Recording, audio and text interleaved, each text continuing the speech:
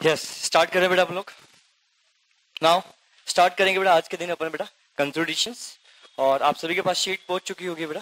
बेटा एक शीट मुझे मिल सकती है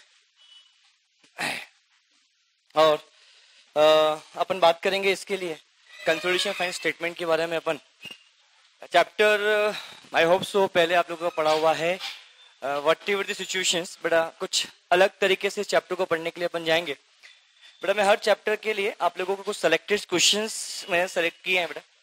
मतलब ये एक प्रकार का बोल सकते हो आपका रिवीजन है जो ऑलरेडी मुझसे पढ़ चुके हैं उसके बेटा। ये शीट्स के क्वेश्चन है, सीक्वेंस थोड़ा सा आप लोगों को चेंज मिलेगा, nothing else.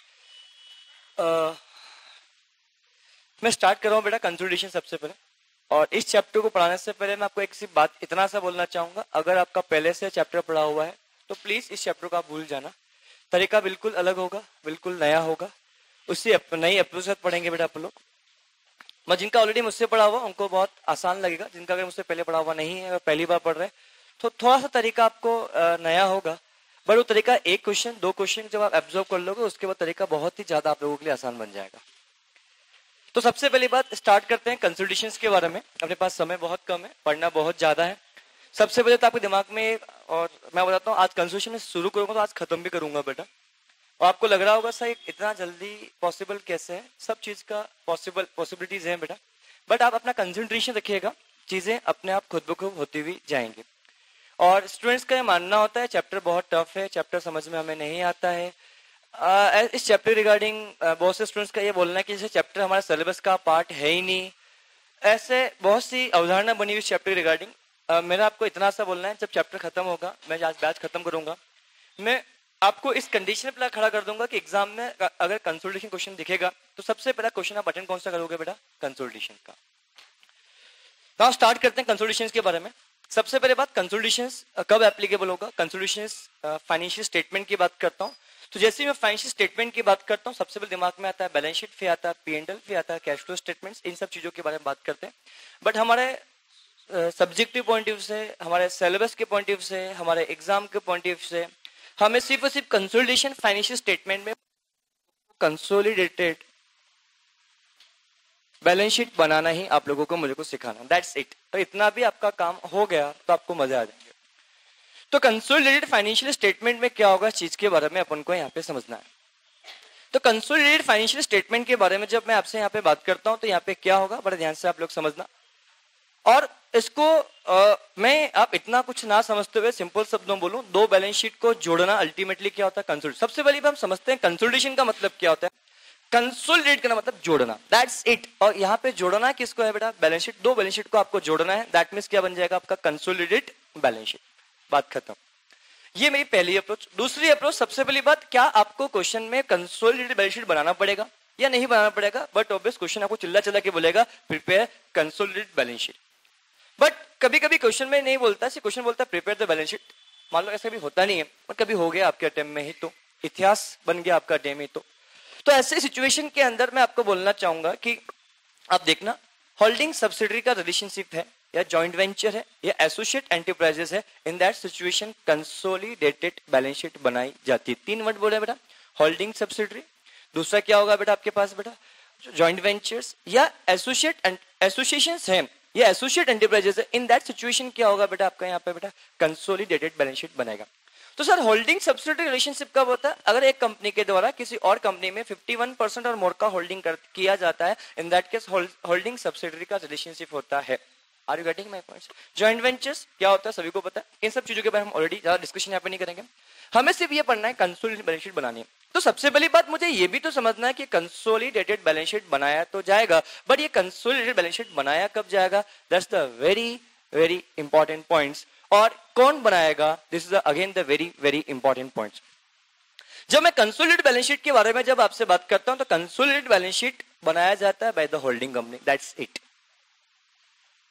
That's it. The consolidated balance sheet prepared by the holding company. Are you getting बस। और होल्डिंग कंपनी का मतलब जिस कंपनी के द्वारा दूसरी कंपनी में 51% मोर का होल्डिंग किया, दैट मींस वो क्या बन जाएगा, holding company. Are you getting my points. और जिस कंपनी के शेयर्स आपने हेल्ड किए वो कंपनी अल्टीमेटली क्या बन जाएगी बेटा आपके लिए, सब्सिडरी कंपनी आपकी बन जाएगी। Are you getting my points. नहीं, अब बैलेंस शीट बनेगी तो कंसोलिडेटेड बैलेंस शीट बनेगी, मतलब दो बैलेंस शीट को मुझे को आपस में क्या करना बेटा यहाँ पे जोड़ना है। कैसे जोड़ा जाएगा चीज के बारे में अपन को यहाँ पे समझना है।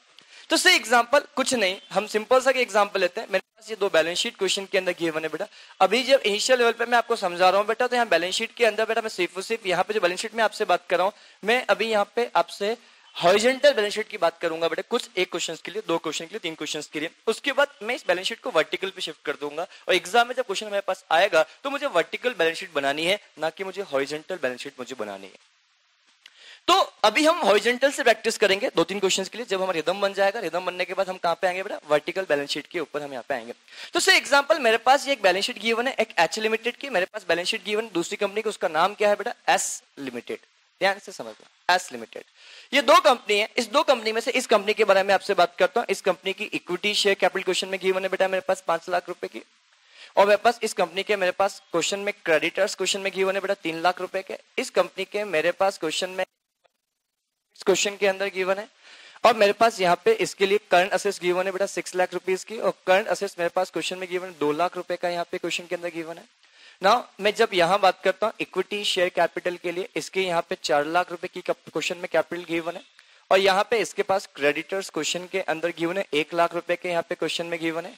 इसके पास यहाँ पे फिक्स असेट्स गिवन है 3,50,000 रुपए के, यहाँ पे क्वेश्चन में गिवन है। यहीं पे क्वेश्चन में करंट असेट्स क्वेश्चन में गिवन है 1,50,000 रुपए की, क्वेश्चन के अंदर यहाँ पे गिवन है। बेटा थोड़ा सा स्पीड मेरा फास्ट रहेगा, अगर लग रहा है कि सर चीजें समझ में आपको नहीं आ रही, आप मुझे रोक सकते हैं। अगर लग रहा है कि स्पीड सर स्लो है, तो आप मुझे मेरी स्पीड को बढ़ा सकते हैं।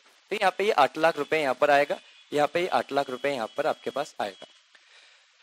ये पॉइंट हमने यहाँ पे डिस्कशन किया। अब मेरा आपसे ये बोलना है कि क्वेश्चन ने बोला प्रिपेयर कंसोलिडेटेड बैलेंस शीट। अब ये कहां बन रही है, कौन बन रही है, क्या है, होल्डिंग सब्सिडरी का रिलेशनशिप है या नहीं, इस बात से मुझे फर्क ही नहीं पड़ता, ना आपको सोचने की जरूरत है। अभी इनिशियल लेवल पे बात खत्म। सब क्वेश्चन में आपको बोलूंगा प्रिपेयर कंसोलिडेटेड बैलेंस शीट आप लोगों को यहाँ पे बनाना है, दैट्स इट। अब कंसोलिडेटेड बैलेंस शीट आपको बनाना है, तो कंसोलिडेटेड बैलेंस शीट किस तरीके से बनेगा, क्या होगा, चीज के बारे में अपन यहाँ पे डिस्कशन कर रहे हैं। तो से एग्जांपल मैंने यहाँ पर कंसोलिडेटेड बैलेंस शीट बनाया है। मैं यहाँ पे ये भी नहीं सोच रहा हूँ कि होल्डिंग सब्सिडरी का रिलेशनशिप है या नहीं, इस बात से भी मुझे फर्क नहीं पड़ता। क्वेश्चन मुझे बोला है, मैं बना रहा हूँ। ये मान लें कि जॉइंट वेंचर आपस में, बात खत्म। यह क्वेश्चन ने बोला कि मैं सिर्फ एग्जांपल के लिए बोल रहा हूँ, ये दो कंपनी है, इन दोनों की आपको कंसोलिडेटेड बैलेंस शीट आप लोगों को बनानी है, दैट्स इट। अब मैं आपसे बोल रहा हूँ कि कंसोलिडेटेड बैलेंस शीट बनानी है, तो आपको सभी को पता है कंसोलिडेशन मतलब जोड़ना, बैलेंस शीट को जोड़ना। तो मुझे यहाँ पे एच लिमिटेड की बैलेंस शीट क्वेश्चन में गिवन है, एस लिमिटेड की बैलेंस शीट क्वेश्चन में गिवन है, इन बैलेंस शीट को मुझे जोड़ना है, दैट्स इट। इसके अलावा मुझे कुछ करने की जरूरत यहाँ पे नहीं है। तो बैलेंस शीट को जोड़ना है, तो बैलेंस शीट के फिगर के, बैलेंस शीट के आइटम को वन बाय वन एक एक आइटम को लूंगा, जोड़ते हुए जाऊंगा। तो एक तरीका मेरा क्वेश्चन की शुरुआत करने का, मेरा पहला रूल, जितने तरीके मैं बता रहा हूं बेटा, मेरी गारंटी उसको फॉलो कर लेना। दुनिया की कोई भी ताकत है, दुनिया का कोई सा भी क्वेश्चन आ जाए आप लोगों से, कंसोलिडेटेड क्वेश्चन ना बने, ऐसा हो ही नहीं सकता। बस तरीका मेरा होगा। शुरुआत कर रहा हूं, मेरा पहला रूल क्वेश्चन को शुरुआत करने का, मैं जब भी क्वेश्चन शुरुआत करूंगा, मैं क्वेश्चन की बैलेंस शीट की असेट साइड से शुरुआत करूंगा। ऐसा नहीं कि लायबिलिटी से नहीं कर सकते हैं, लायबिलिटी से भी कर सकते हैं, कोई आपत्ति वाली बात नहीं, कहीं से भी कर सकते हैं। बट एक इनिशियल लेवल पे मैं भी क्वेश्चन की स्टार्टिंग आपका बेस बना रहा हूं, तो जैसा मैं बोलूंगा वैसे आपको फॉलो करना है। तो बैलेंस शीट की असेट साइड शुरुआत करना है। बैलेंस शीट मतलब यहां से जाते हुए आपको लायबिलिटी के पास जाना है, असेट से जाते हुए आपको के पास लायबिलिटी जाना है। तो से एग्जांपल में बैलेंस शीट की असेट साइड में जाता हूं, तो बैलेंस शीट की असेट साइड में मेरे पास सबसे पहला आइटम कौन सा आता है, मेरे पास फिक्स असेट। तो मैंने यहाँ पे लिखा बेटा आप लोगों के लिए, क्या बेटा, फिक्स असेट्स। जब मैं फिक्स असेट्स के बारे में बात लिखता हूँ, यहाँ पे एच लिखा, यहाँ पे मैंने एस लिखा।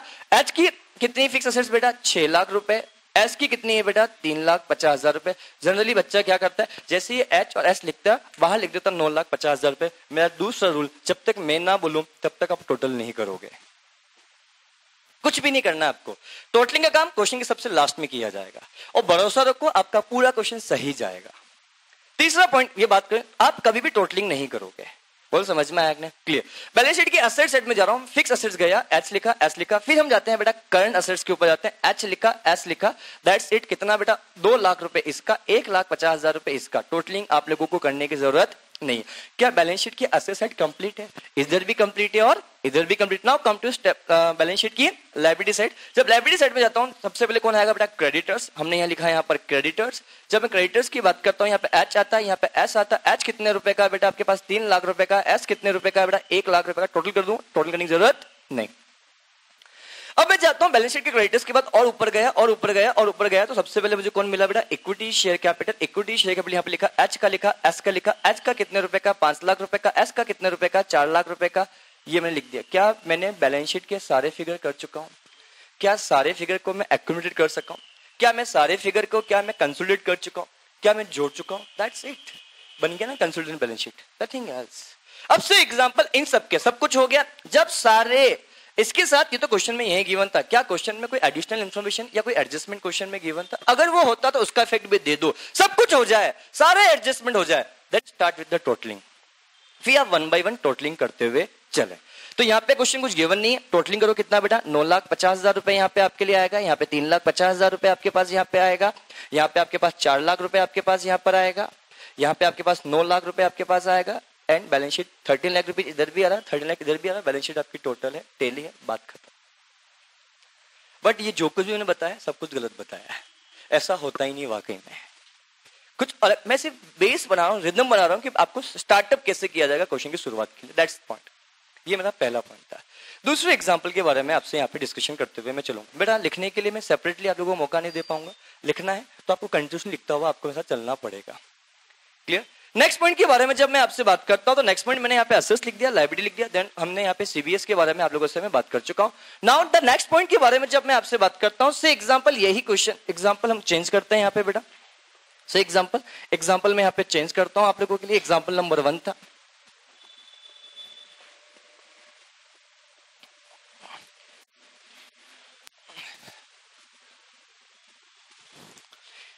नाउ एग्जांपल नंबर 1 के बाद एग्जांपल नंबर 2 पे आते हैं। से एग्जांपल, अब मैं कुछ बात करता हूं यहाँ पे एच लिमिटेड के बारे में बात करूंगा। अगेन यहाँ पे कौन होगा बेटा, एच लिमिटेड मेरे पास क्वेश्चन के अंदर मेरे पास होगा। इसमें थोड़ी सी कंसोलिडेशन की झलक आ जाएगी, तो थोड़ा ध्यान से देखना बेटा। जब मैं यहाँ पे बात करता हूं तो मेरे पास यहाँ पे इक्विटी शेयर कैपिटल गिवन है बेटा 10 लाख रुपए का, मेरे पास यहाँ पर करंट लायबिलिटी गिवन है बेटा 5 लाख रुपए का, मेरे पास यहाँ पे फिक्स असेट के अंदर गिवन है कितने रुपए का बेटा, यहाँ पे 9 लाख रुपए पर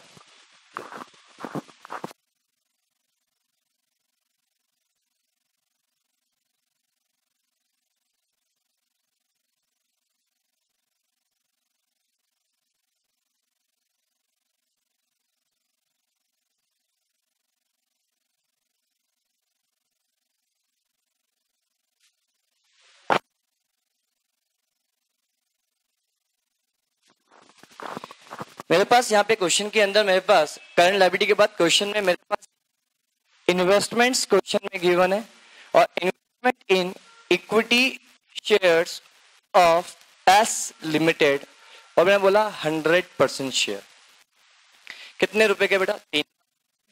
are you getting my points? मैंने यहाँ पे करंट असेट्स लिख दिया कितने रुपए का बेटा के पास 3 लाख रुपए का। This is the my balance sheet की असेट सेट आपके यहाँ पे आ रहा है, और 15 लाख रुपए बेटा यहाँ पे भी मेरे पास आ रहा है। Is it clear? Is it clear? Now क्या टोटल टेली है? नाउ अब हम यहाँ बात करते हैं बेटा इक्विटी शेयर कैपिटल। बेटा मैं बेटा अब हमेशा ESC लिखूंगा, ESC that means this known as equity shares capital. जब इक्विटी शेयर कैपिटल की बात करूंगा तो यहाँ पे 3 लाख रुपए की इक्विटी शेयर कैपिटल है, मेरे पास यहाँ पे करंट लायबिलिटी है 2 लाख रुपए की, यहाँ पे मेरे पास क्वेश्चन के अंदर मेरे पास गिवन है, मेरे पास यहाँ पे फिक्स असेट्स क्वेश्चन में गिवन है, मेरे पास यहाँ पे करंट असेट्स क्वेश्चन के अंदर मेरे पास गिवन है 4 लाख रुपए, और कितना बेटा 1 लाख रुपए है। That's it, this is. अब क्वेश्चन स्टार्ट करते हैं बेटा। ध्यान से, क्वेश्चन की शुरुआत में हमेशा बैलेंस शीट की मैं असेट साइड से करूंगा। अब ध्यान समझना बेटा, जब मैं बैलेंस शीट की असेट साइड से शुरुआत करूंगा तो कैसे क्या ट्रीटमेंट होगा, ये मेरा सॉल्यूशन क्वेश्चन नंबर 2 है।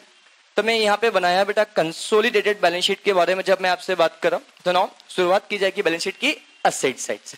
असेट से घूमते घूमते ऊपर से नीचे नीचे आते आते हम कहाँ जाएंगे, असेट्स की लायबिलिटी साइड में ऊपर पहुंच जाएंगे, क्वेश्चन टेली हो जाएगा। शुरुआत करता हूं ध्यान से बेटा। सबसे पहले हम बात करेंगे फिक्स असेट्स, ये हम लिखेंगे कंसोलिडेटेड बैलेंस शीट। और सबसे पहले बताओ कंसोलिडेटेड बैलेंस शीट कौन बनाएगा, होल्डिंग कंपनी बनाएगा या सब्सिडियरी कंपनी? होल्डिंग कंपनी बनाएगा। तो नाउ मैं यहाँ शुरुआत करता हूँ फिक्स असेट्स के साथ। फिक्स असेट्स मेरे पास क्वेश्चन में गिवन है, असेट्स है फिक्स असेट्स कितने रुपए का बेटा 9 लाख रुपीज का मेरे पास क्वेश्चन में गिवन है। यहाँ पे कितने रुपए का गिवन है 4 लाख रुपए का क्वेश्चन। क्या टोटलिंग कर दूं? Answer is no. पहला रूल है मेरा ये। दूसरा रूल है मेरा टोटलिंग नहीं करने का।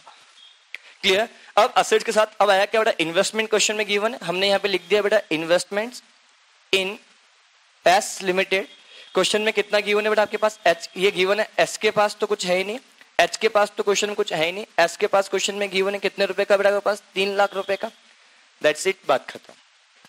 अब मैं आपसे बात करूंगा करंट असेट्स के बारे में बात करूंगा। करंट असेट्स हमने यहाँ पे लिखा एच का क्वेश्चन में गिवन है, एच का गिवन, एच का कितने रुपए का गिवन है, 3 लाख रुपए का क्वेश्चन में गिवन है, एस का कितने रुपए का गिवन है, 1 लाख रुपए का क्वेश्चन में गिवन है। बोलो हाँ या ना।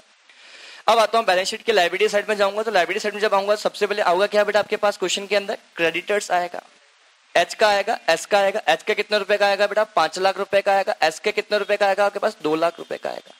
अरे हाँ है ना। जब हम बात करते हैं यहाँ पे इक्विटी शेयर कैपिटल के बारे में बात करते हो तो यहाँ पे इक्विटी शेयर कैपिटल एच की भी आएगी, एस की भी आएगी, कितने रुपए की आएगी बेटा यहाँ पे 10 लाख रुपए यहाँ पर आएगा, और कितना आएगा आपके पास 3 लाख रुपए का आएगा। बाहर ये हो गया।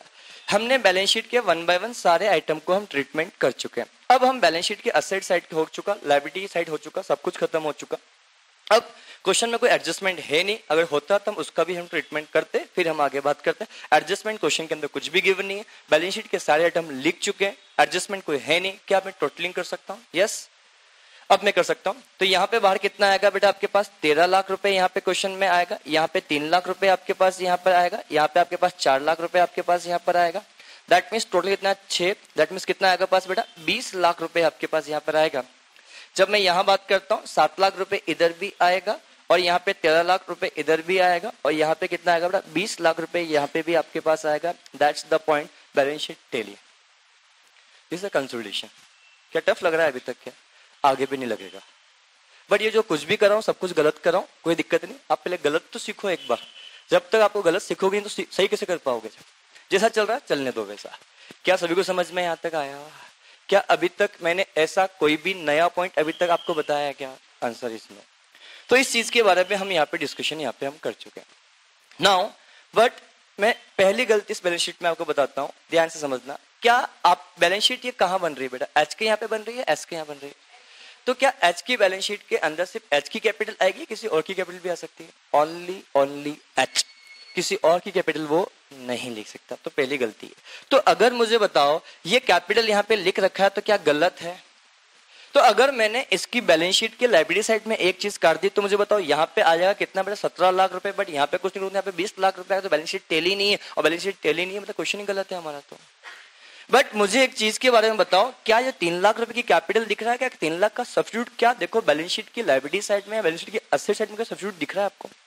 सब्स्टिट्यूट मतलब ऐसी जो चीज जो इससे कनेक्टेड है, बस वो आप फाइंड आउट करो। This is the investments. क्या जो 3 लाख रुपए का आपने ये शेयर हेल्ड करके रखा है, ये 3 लाख के शेयर्स आपने इश्यू किया, तो ये 3 लाख का शेयर किसी के पास तो होगा। आपको सभी को पता है अगर डेबिट और क्रेडिट दोनों चीज कैंसिल कर देंगे तो आपकी बैलेंस शीट हमेशा टैली होगी। अगर से एग्जांपल मैंने बैलेंस शीट के लायबिलिटी साइड को कैंसिल किया तो 3 लाख रुपए से बैलेंस शीट की असेट साइड भी मैं कैंसिल कर दूं तो मेरा क्या काम बन जाएगा? क्या मैं ऐसा देख लूं क्या 3 लाख से 3 लाख का फिगर दिख जाओ, 3 लाख ये भी दिख रहा, 3 लाख ये दिख रहा, कुछ भी काट दूं बैलेंस शीट टैली हो जाएगी बेटा मेरी। मैं चाहूं तो 3 लाख को ये काट दिया, चलो ये 3 लाख को काटना है, 3 लाख ये काट, अगर 3 लाख ये ना काटते हुए 3 लाख को मैं ये काट देता, यहाँ पे 1 लाख आता, फिर भी यहाँ 17 लाख आता। क्या 3 लाख से 3 लाख मैच करना है? क्या नहीं। मैचिंग मतलब ऐसा करना जो इससे कनेक्टेड हो, इससे रिलेटेड हो। क्या मुझे बताओ एच लिमिटेड ने से एग्जांपल यहाँ पे कैपिटल लिखी है, क्या शेयर क्वेश्चन मैं यहाँ पे क्वेश्चन की बात करता हूं, क्या क्वेश्चन ने यहाँ पे खुद ने बोला 3 लाख रुपए कि 3 लाख रुपए की इक्विटी शेयर हेल्ड की है इन एस लिमिटेड, तो क्या ये इक्विटी शेयर हेल्ड की है एस लिमिटेड, तो क्या सामने वाली कंपनी की इक्विटी शेयर कैपिटल यही तो है? क्या मैं इसको ऐसा ना बोलता हूं क्या 3 लाख के शेयर इसने इश्यू किया तो 3 लाख के शेयर, अगर से example I am a company you are the investor, अगर मैंने 3 लाख के शेयर इश्यू किए तो ये 3 लाख के शेयर मेरी बैलेंस शीट के लायबिलिटी साइड में आ रहे होंगे, तो ये 3 लाख के शेयर अगर आपके पास हो तो बैलेंस शीट की असेट साइड में आ रहे होंगे। थोड़ा सोचो ना इस पॉइंट को। अगर मैंने क्या बोला कि आज 3 लाख के शेयर मैंने इश्यू किए हैं तो नो डाउट 3 लाख के शेयर मैंने इश्यू किए तो मेरी बैलेंस शीट की लायबिलिटी साइड में है। अरे हाँ है ना, पहला पॉइंट। तो अगर आप मेरी लायबिलिटी है तो क्या आपने पैसा लगाया तो ये आपके लिए असेट्स है, तो असेट्स मतलब आपकी ये इन्वेस्टमेंट्स हैं, तो क्या ये बैलेंस शीट की असेट साइड में आपको दिख रहा है? अगर मुझे ये बताओ सेम केस विथ हियर, जब ये 3 लाख रुपए की असेट्स यहाँ पे दिख रही है तो 3 लाख की लायबिलिटी यहाँ पे दिख रही है, क्या 3 लाख की लायबिलिटी 3 लाख की असेट्स यही वो असेट्स है? एग्जैक्ट वही। अब ये मत देखो 3 लाख से 3 लाख टैली हो रहा है, बट क्या 3 लाख रुपए की जो कैपिटल आपको दिख रही है, क्या 3 लाख का इन्वेस्टमेंट ये वही है? ये जो लायबिलिटी है ये लायबिलिटी इसी असेट्स के अगेंस्ट है या इस अगेंस्ट के है, इसके अगेंस्ट इसके। आप फिगर मैच मत करो, 3 लाख से 3 लाख मैच मत करो, सिर्फ आप ये मैच करो ये लायबिलिटी किस असेट्स के अगेंस्ट है। That's the important point. ये लायबिलिटी क्या किसी असेट्स, आपके लायबिलिटी किसी असेट्स भी तो है। अरे ये आपकी लायबिलिटी है तो ये सामने वाले के लिए असेट्स है, तो ये सामने वाली असेट्स किसके रिगार्डिंग है? क्या ये 3 लाख रुपए की लायबिलिटी इस फिक्स असेट्स के अगेंस्ट है? क्या ये 3 लाख की लायबिलिटी इस इन्वेस्टमेंट के रिगार्डिंग है? यस। तो इस लायबिलिटी को इस असेट से आप कैंसिल कर दो। Regarding my point. तो क्या हमने 3 लाख को यहां से कैंसिल कर दिया, 3 लाख को हमने यहां से कैंसिल कर दिया। अभी भी यहां पे बैलेंस शीट कितनी आ रही है बेटा? 17 लाख रुपए की। यहां पे अभी भी कितने रुपए की आ रही है बेटा? 17 लाख रुपए की। क्या मेरी बैलेंस शीट टेली है? क्या मेरी बैलेंस शीट टेली है? इस चीज के बारे में अपन यहाँ पे डिस्कस कर। बैलेंस शीट टेली है, दैट्स द पॉइंट। ये क्वेश्चन की इसमें थोड़ी सी झलक दिखाई बेटा मैंने आपको कंसोलिडेशन की, दैट्स इट। पर ये जो कुछ भी किया ये अभी तक भी करने का तरीका मेरा सही तरीका नहीं है। कैमरे का फ्लैप मेरी तरफ कर दीजिए ना आप। क्या मैं आगे बढ़ सकता हूं? अरे बोलो, कैमरे का फ्लैप मेरी तरफ कर दो बेटा ना। इस चीज के बारे में अपन यहाँ पे डिस्कशन कर रहे हैं। तो दैट मीन्स मैंने ये कर लिया। इसी क्वेश्चन को मैं थोड़ा सा और अच्छे तरीके से यहाँ पे करता हूँ, ध्यान से समझना। तो से एग्जांपल मैंने यहाँ पे कंसोलिडेटेड बैलेंस शीट बनाऊंगा तो ये समझना ये जो किया वो गलत किया या सही नहीं है। अब सही मैं अभी भी बैलेंस शीट बनाऊंगा वो सही बनाऊंगा, पर बनाऊंगा अभी भी हॉरिजॉन्टल वर्टिकल में नहीं बनाऊंगा, ध्यान से समझना। तो मैंने यहाँ पे बनाया कंसोलिडेटेड बैलेंस शीट आप लोगों के लिए, बड़ा ध्यान से समझना। ये कंसोलिडेटेड बैलेंस शीट हम यहाँ पे बनाते हैं, इस चीज के बारे में बात करते हैं। बैलेंस शीट की असेट साइड से हम चलेंगे वन बाय वन। पहला क्या है बेटा आपके पास? Fix asset. एच का भी है और एस का भी। एच का फिक्स असेट कितने रुपए का है बेटा आपके पास? 9 लाख रुपीज का। एस का फिक्स असेट कितने रुपए का है बेटा आपके पास? बेटा 4 लाख रुपए का। क्या टोटलिंग कर दूं? नहीं। अब मैं बात करता हूं इन्वेस्टमेंट। क्या इस इन्वेस्टमेंट को यहां लिखूंगा और इन्वेस्टमेंट लिखने के बाद आगे लेटर और सुनर क्या इस इन्वेस्टमेंट को मैं काटूंगा? तो क्या काट छाट काम करना थोड़ी है बेटा हमारे लिए? बोलो जवाब दो। तो जो इन्वेस्टमेंट मैंने यहाँ पे लिखा अल्टीमेटली काटना, उसको लिखो ही मत ना। तो सर लिखेंगे तो कैंसिल कैसे करेंगे? इसको हम कैंसिल करने के लिए इसको बैलेंस शीट की हम कहीं पे आउटसाइड कॉलम में कहीं पे हम लिखेंगे, जिससे हम इसको कैंसिल करेंगे। किसके अगेंस्ट? ये कैंसिल करना दिखाएंगे, दिखाना तो जरूरी है ना कैंसिल किया है तो कैंसिल कैसे किया जाएगा? इसको हम अलग जगह पे हम लिखेंगे। इस जगह का नाम क्या होगा? सिर्फ जगह का मैं नाम दे रहा हूं। सर एग्जाम्पल हम यहाँ बैठ के पढ़ रहे हैं, ये क्लास रूम है तो रूम है, इस रूम को हमने क्या बोल दिया? क्लास रूम बोल दिया। Are you getting my points? तो सर एग्जाम्पल जिस इन्वेस्टमेंट को मैं कहीं पे जाके लिखूंगा उस जगह का नाम होगा कॉस्ट ऑफ कंट्रोल। पर कॉस्ट ऑफ कंट्रोल में क्यों बोलता है इसका भी लॉजिक मैं आपको कुछ देर के बाद दूंगा, अभी मैं आप लोगों को नहीं दूंगा। हर चीज का जवाब मिलेगा, वो भी आपको करारा जवाब मिलेगा। हर चीज का लॉजिक दूंगा, लॉजिक बहुत जबरदस्त होगा समझ में। अगर आप चाहोगे तो दूंगा, नहीं तो मैं स्किप कर दूंगा, पता भी लगेगा नहीं आपको।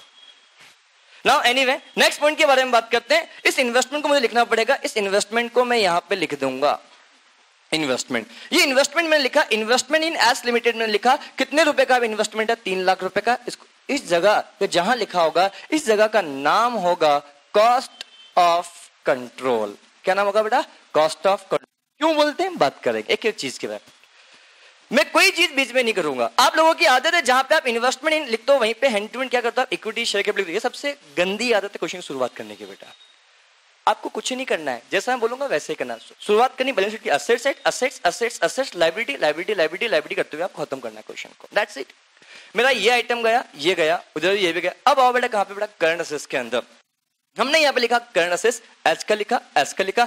एच का करंट असेट्स कितने रुपए का है बेटा आपके पास? 3 लाख रुपए का है। एस का कितने रुपए का है बेटा आपके पास? 1 लाख रुपए का है। कुल मिलाकर कितना हो गया बेटा आपके पास? दैट्स टोटल करनी नहीं है, सोचना ही नहीं है, दिमाग में ख्याल आना नहीं चाहिए जैसे मैं ख्याल है कि टोटल कर लें, सोचने ही नहीं, गलत बात। वो समझ में आया बेटा? नाउ ये अब बैलेंस शीट की असेट साइड कंप्लीट हुई। असेट साइड से मैं कहां पे गया बेटा? लायबिलिटी साइड में गया। लायबिलिटी साइड में जब जाऊंगा मैं लिखूंगा करंट लायबिलिटी, एच लिखूंगा, एस लिखूंगा। एच कितने रुपए का है बेटा आपके पास? 5 लाख रुपए का है। एस कितने रुपए का आपके पास? 2 लाख रुपए का यहां पर आपके पास है। क्या जवाब दो? क्या मैं आगे बढ़ सकता हूं?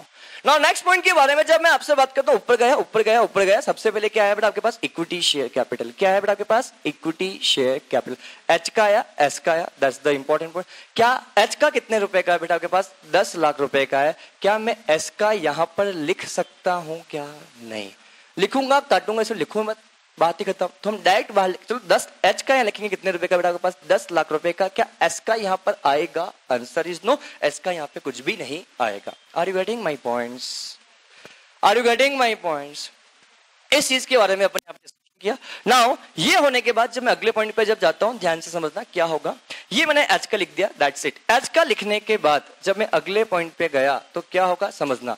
अब मुझे बताओ एच का मैंने लिख दिया, बट अभी तक इसका ट्रीटमेंट करना बाकी, रिलैक्स नहीं होना। जब तक हर चीज का इफेक्ट ना हो जाए तब तक आपको रिलैक्स होने की जरूरत नहीं है। और एक घाट बांध लेना, बैलेंस शीट के आइटम के आपको हमेशा सिंगल इफेक्ट देना है। बैलेंस शीट के नीचे जितने भी एडजस्टमेंट होते हैं उनके ड्यूअल इफेक्ट देना। ये दो चीज आपने कर ली, दावा है बैलेंस शीट आपकी टेली है। चौथी पॉइंट मैंने इंपॉर्टेंट बोली है, क्या बोला? बैलेंस शीट के आइटम का सिंगल इफेक्ट देने का, एडजस्टमेंट का आपको डबल इफेक्ट देने का। इतना समय मेरे पास नहीं है। क्यों ऐसा क्यों करते हैं इस चीज के बारे में नहीं, समय अपने पास कम है। सिर्फ लिखना चाहो लिख लो, बैलेंस शीट का आइटम का सिंगल इफेक्ट और एडजस्टमेंट के बेटा कितने इफेक्ट, डबल इफेक्ट। ये आप कर लोगे, आपका क्वेश्चन टेली होगा। मैं इनफैक्ट इतना बोल रहा हूं, आपके दिमाग में मेंटली बैलेंस शीट टेली मतलब क्वेश्चन सही है, क्या मानते हो इस चीज के लिए? आपने ये चीज फॉलो कर लिया ना, बैलेंस शीट का आइटम का सिंगल इफेक्ट, एडजस्टमेंट का आपने डबल इफेक्ट दिया। ऐसा दुनिया में कोई क्वेश्चन नहीं होगा जो आपसे टेली नहीं होगा, चाहे वो आपको आता हो या नहीं आता, इस बात से फर्क ही नहीं पड़ता है। एनीवे, हम बात करते हैं किसके लिए। क्या मुझे बताओ, मैंने 10 लाख का इफेक्ट दिया, क्या 3 लाख का इफेक्ट देना अभी तक बाकी है? क्या सारी असेट्स खत्म हो गई है? यस हो गई, पर सारी लायबिलिटी खत्म हो गई है, इधर खत्म हुई। क्या 3 लाख का इफेक्ट इसको देना तो बाकी है? क्या ये 3 लाख की कैपिटल क्या इस असेट से रिलेटेड है? क्या ये 3 लाख रुपए की लायबिलिटी क्या इस असेट से, इस इन्वेस्टमेंट से रिलेटेड है? पिछले क्वेश्चन में मैंने इस 3 लाख को इस इन्वेस्टमेंट से कैंसिल किया था, तो क्या कैंसिल करना मतलब हटाना है? तो क्या मैं यहाँ पर इक्विटी शेयर कैपिटल को मैं यहाँ पर कैंसिल कर सकता हूँ? कितने रुपए से बेटा? 3 लाख रुपए से। क्या मैं आगे बढ़ सकता हूँ? Are you getting my points? अरे बोलो। तो दैट मीन्स मैंने यहाँ पे लिख दिया या कैंसिल कर दिया, बात खत्म। क्या मैंने अभी तक टोटल कुछ नहीं करने का? मैंने बोला टोटल करने के लिए क्या नहीं, सारे एडजस्टमेंट हो गए, हमने सारा सब कुछ देख लिया, सब कुछ खत्म हो गया, दैट्स इट। अब सब कुछ हो गया, अब आप क्या करो बेटा? टोटलिंग करो, और जहां से मर्जी पड़े वहां शुरुआत करो, इस बात से फर्क नहीं पड़ता। पर जब भी मैं टोटलिंग करने के लिए बोलूंगा, टोटलिंग हमेशा सबसे पहले एडजस्टमेंट की करना, एडजस्टमेंट करने के बाद बैलेंस शीट की टोटल करना। वो समझ में आपके पास है? तो हम यहाँ पे एडजस्टमेंट, यहाँ पे कितना आया? नील आया, कुछ भी नहीं आया, कुछ नहीं। अगर यहाँ पे आता तो क्या होता, और आता तो उसको हम क्या बोलते और क्यों बोलते, क्या बोलना चाहिए और क्या नहीं बोलना चाहिए, इन सब का लॉजिक मैं आपको दूंगा कुछ समय के बाद, अभी नहीं। तो ना ये हो गया, ये बाहर लिख दिया हमने कितने रुपए का बेटा? 10 लाख रुपए। हमने यहाँ बाहर लिख दिया कितने रुपए का बेटा? 7 लाख रुपए। हमने बाहर लिख दिया यहाँ पे कितने रुपए का? 4 लाख रुपए का। हमने ये बाहर लिख दिया 13 लाख रुपए का। दैट मीन्स क्या, मुझे बताओ, पहले भी हमें 17 लाख चाहिए था, अभी भी कितना आ रहा? 17 लाख। क्या क्वेश्चन बन गया? That's the point. अगर इस बैलेंस शीट को मैं हॉरिजॉन्टल की जगह वर्टिकल शिफ्ट कर दूं, क्वेश्चन मेरा 100% करेक्ट बन जाएगा। दैट्स पॉइंट, 100% करेक्ट क्वेश्चन है मेरा। अगर मैंने सिर्फ इतना सा चेंज किया, इस बैलेंस शीट को मैंने वर्टिकल, हॉरिजॉन्टल की जगह मैंने वर्टिकल शिफ्ट कर दिया, क्वेश्चन मेरा पूरा सही है। हम धीरे धीरे वहां पे भी हम वहां पे पहुंचेंगे। नेक्स्ट क्वेश्चन पे यहाँ पे आता हूं। पूरा क्वेश्चन मेरा यहाँ पर सेम है, पर जहां पे मैंने इन्वेस्टमेंट लिखा है, यहाँ पे इन्वेस्टमेंट में कितने रुपए लिखा है बेटा? 70%। कितना लिखा बेटा? 70%। कभी कभी ऐसा एग्जाम में हो सकता है, दिसंबर जून या दिसंबर 2016 में ऐसा हादसा हो चुका है कि होल्डिंग कंपनी ने सब्सिडी कंपनी में कितना परसेंट इन्वेस्टमेंट करके रखा था, क्वेश्चन में गिवन नहीं था, और क्वेश्चन में बोल दिया प्रिपेयर कंसोलिडेटेड बैलेंस शीट। जब ऐसा क्वेश्चन कभी होता नहीं है, वो तो जिस अटेम्प्ट में जिस बच्चों ने एग्जाम दिया था उनका बैड लक बहुत तेज चल रहा था, इसलिए वो ऐसा हो गया। बात इतनी हाई थी, समझ में नहीं आई आप लोगों की, पर एनीवे बात सोचना इस बात को, तो समझ में घर जाके अच्छे से आएगी। मैं यहाँ पे इतना सा बोलना चाह रहा हूँ कि जब कभी क्वेश्चन के अंदर मान लो कि आपके पास परसेंटेज ऑफ होल्डिंग गिवन नहीं है, बस सिर्फ क्वेश्चन ने आपको बोल दिया गया है कि होल्डिंग कंपनी है, सब्सिडरी कंपनी है, पर होल्डिंग कंपनी का सब्सिडरी में कितना इंटरेस्ट है, क्वेश्चन में कुछ भी गिवन नहीं है, तो आपको जो एजम्पशन होगा वो सही होगा। आपका एजम्पशन कितना भी हो सकता है, आपका एग्जाम 60 हो सकता है, आपका एग्जाम 65 हो सकता है, आपका एग्जाम से 80 हो सकता है, 70 हो सकता है, जो आपकी मर्जी पड़े वो मान सकते हो, गलत नहीं होगा। तो ऐसी गलती इंस्टीट्यूट बार बार नहीं करती है, बट मान लो आपके टाइम में ऐसी गलती वापस दोहराई गई, क्या ऐसा हो सकता है? तो ऐसी सिचुएशन के आप, क्वेश्चन ने बोला है प्रिपेयर कंसोलिडेटेड बैलेंस शीट, अगर क्वेश्चन में ऐसा कोई हिंट गिवन नहीं है होल्डिंग सब्सिडी रिलेशन की रिगार्डिंग कितनी परसेंट होल्डिंग है, तो आप कुछ भी मान लेना, 60% मान लेना, 70% मान लेना, ये यूनिवर्सल 60 to 70% आप कुछ भी मान सकते हो। बस हमें ये नहीं मानना हो तो 80 मानना हो तो आप 80 मान लेना, कुछ फर्क नहीं पड़ता, पर लेस देन 51% मत मानना, इतनी सी मेरी आपसे लोगों से रिक्वेस्ट है। समझ में आया कि नहीं सर? हम तो 20% मानेंगे, नहीं हम तो 30% मानेंगे, हम 40% मानेंगे, हमारी मर्जी कुछ भी माने, तो इंस्टीट्यूट की भी मर्जी हम कुछ भी मानेंगे, अगले टाइम आपको वापस देंगे बेटा। क्या मैं आगे बढ़ सकता हूँ? एनीवे नाउ नेक्स्ट पॉइंट के बारे में जब हम यहाँ पे बात करते हैं, अगले पॉइंट के बारे में बात करते हैं, ये क्वेश्चन हमने यहाँ पूरा सोल्व किया। एक बात मुझे बताओ, इस क्वेश्चन को शुरुआत करने से पहले क्या 70% में छोड़ देता हूँ, एक मिनट, मैं अगेन वापस 100% पे यहाँ पे आता हूँ, क्या ऐसा हो सकता है? क्या वापस मैं कहाँ पे आता हूँ? 100% पे वापस आता हूँ। तो 100% अगर मैंने किसी कंपनी में शेयर हेल्ड करके रखे, दैट मीन्स क्या मैंने सामने वाली कंपनी की 100% कैपिटल में मेरा हिस्सा है, तो क्या सामने वाली कंपनी की 100%? मैं वापस से यहाँ पे बात करना चाह रहा हूँ बेटा, यहाँ पर मैं आपको ये बोलना चाह रहा हूँ कि मेरे पास कंपनी की सारी एसेट्स हैं, ये कंपनी है, इस कंपनी ने सामने वाली कंपनी के 100% शेयर हेल्ड करके रखे हैं। क्या हेल्ड करके बेटा? 70%, आई एम सो सॉरी, इस कंपनी ने सामने वाली कंपनी के, लेकिन एग्जांपल हम पुराने एग्जांपल की बात कर रहे हैं, 100% शेयर हेल्ड करके रखे हैं, तो बोल सकता हूं इस कंपनी के 100% कंट्रोल किसका होगा? इसी का होगा। अरे मैं वापस से रिपीट कर रहा हूं इस पॉइंट को, मेरी एक H limited, this is the S limited, इस कंपनी के 100% शेयर मेरे पास है। क्या इस कंपनी के 100% ओनरशिप मेरे पास है? क्या इस कंपनी की 100% कंट्रोल मेरे पास है? थोड़ा जवाब चाहिए। इस कंपनी, ये कंपनी का इस कंपनी में 100% होल्डिंग है, दैट मीन्स क्या मैं ये बोल सकता हूं इस कंपनी का इस कंपनी के ऊपर 100% कंट्रोल है? क्या इस कंपनी का इस कंपनी के ऊपर 100% स्टॉक है, 100% स्टैक है, 100% कंट्रोल है, 100% क्या राइट है, ओनरशिप है? क्या ऐसा बोल सकता हूं? हाँ या ना? ठीक है।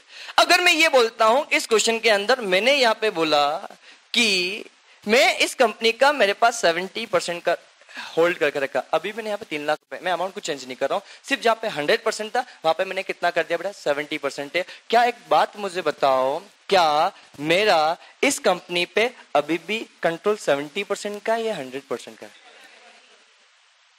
कंट्रोल तो मेरा पूरा 100% का है। ये बात आपको भी कुछ देर समझ में नहीं आएगी। अगर जवाब आपसे पूछा जाए इंटरव्यू के अंदर 99.99% स्टूडेंट्स का जवाब यही होगा। मैं ये क्वेश्चन बना के आपको दूंगा, और ये क्वेश्चन अगर मेरे पास कभी कोई आता है कंपनी लॉ का बंदा कि ऐसा मुझे कंपनी लॉ पढ़ाना, मैं सबसे पहला क्वेश्चन मेरा यहीं पे ये होगा कि इस कंपनी ने इस कंपनी के अंदर 70% होल्ड करके, बताओ ऑनरशिप 70% की है, बट कंट्रोल कितने परसेंट का बेटा? 100% का। सर बात हजम नहीं हो रही, और इतनी जल्दी बात हजम हो जाएगी तो इस बात का मतलब ही नहीं रहेगा बेटा। एक बात मुझे बताओ, अगर सामने वाली कंपनी का अगर मेरे पास 70% होल्ड करके रखा हो तो मैं पूरी कंपनी को कंट्रोल करूंगा, कंपनी के सिर्फ 70% हिस्से को कंट्रोल करूंगा? क्या ऐसा है? क्या इस कंपनी का अगर से example I am H limited और मैंने इस कंपनी के 70% शेयर को होल्ड कर रखा, तो बोलूंगा मैं तो सिर्फ 70% कंट्रोल करूंगा, 30% तुम्हारी इच्छा जो तुम करो, मुझे फर्क नहीं पड़ता है।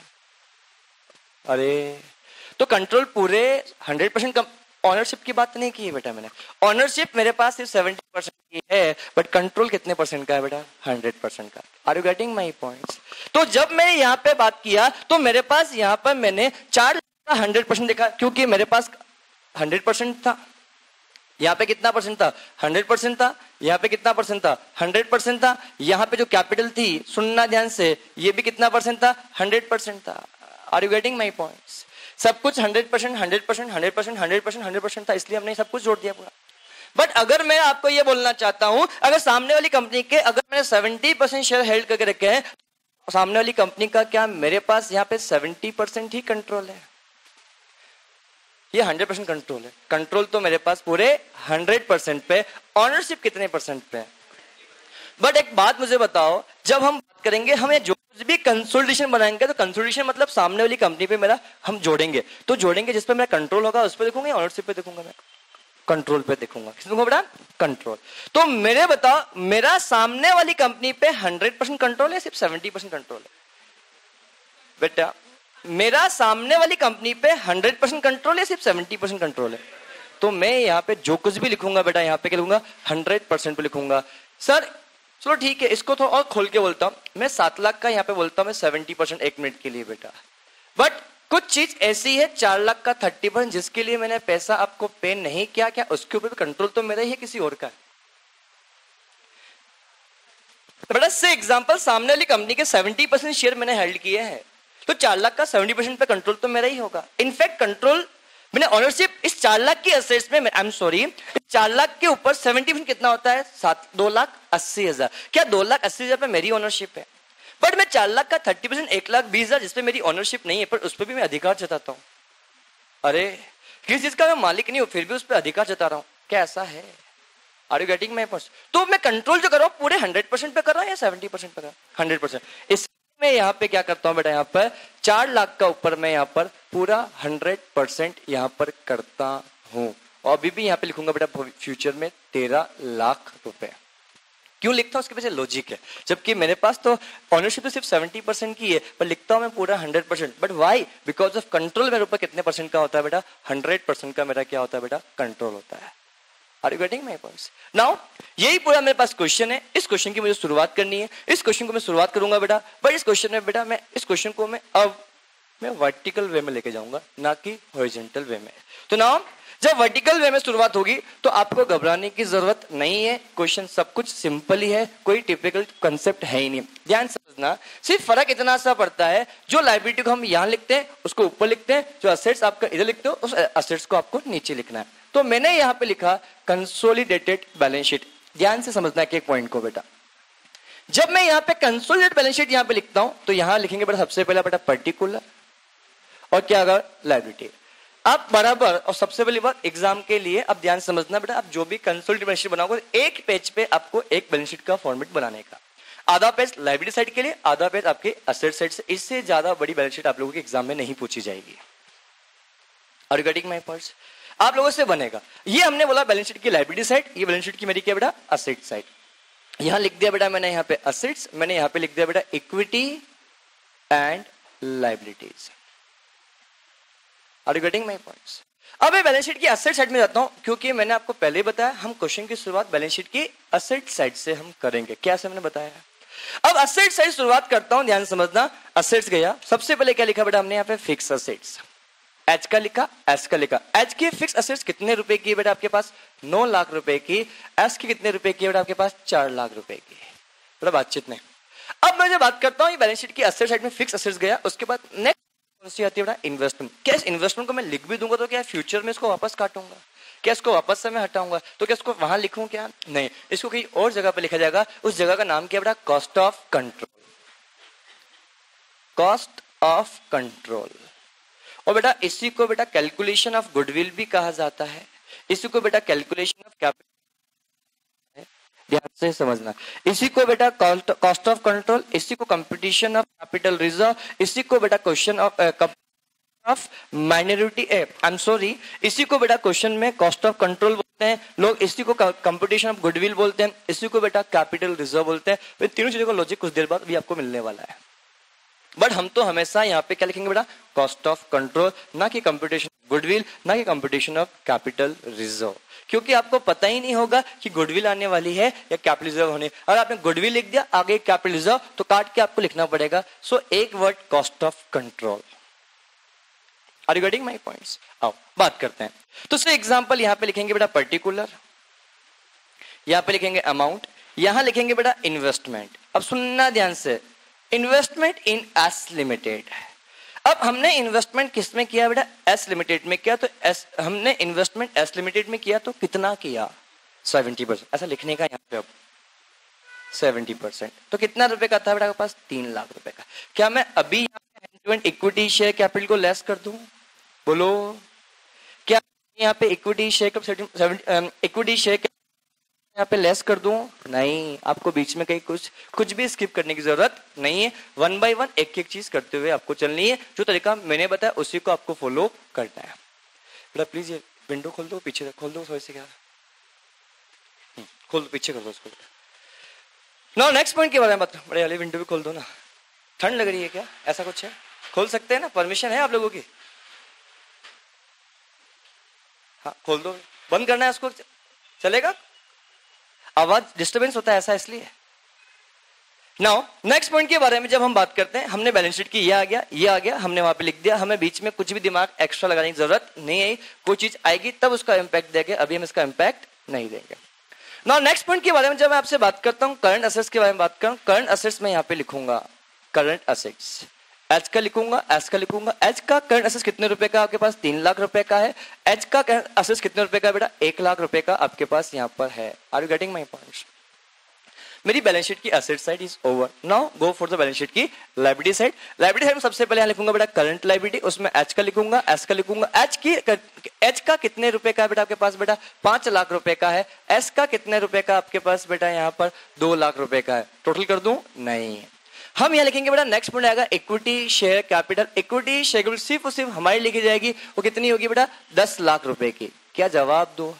क्या मुझे बताओ इसमें कुछ ऐड होना है क्या? कुछ ऐड होना ही नहीं, तो बात राइट में लिखूंगा बेटा. अब बेटा कैपिटल बाहर 10 लाख रुपए की. क्या मुझे बताओ इसकी कैपिटल का ट्रीटमेंट तो मुझे अभी भी देना बाकी है.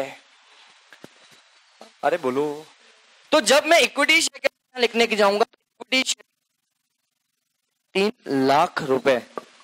कितना लिखूंगा बेटा मैं? 3 लाख. पर क्या 3 लाख क्या इन्वेस्टमेंट जो हमने किया है, क्या सामने वाले की कैपिटल पूरी 3 लाख रुपए ली है? कुछ ही ली है बेटा मैंने. कुछ लिए. कुछ कितनी ली बेटा? 70%. दैट मीन्स यहाँ पे हम क्या करेंगे बेटा? 3 लाख का 70% लेंगे. कितना बेटा? 2,10,000 रुपए. Are you getting my points? Are you getting my points? तो हम 10 लाख का कितना 3 लाख का कितना परसेंट बेटा? 70% यहाँ लिखेंगे. Are you getting my point? क्या मुझे बताओ सर 3 लाख का 70% लिख दिया, मतलब देखा है 2,10,000 को हम लिख चुके हैं. क्या अभी भी 90,000 को हम पराया छोड़ देंगे ऐसे खाली रास्ते में कहीं पे? क्या इसको मुझे कहीं ना कहीं लिखना पड़ेगा. कहीं लिखूंगा. उसका नाम क्या है बेटा? Minority interest. इसको वो नाम क्यों दिया गया है, इस चीज के बारे में भी आपसे कुछ बात अभी नहीं करूंगा, कुछ देर के बात करूंगा.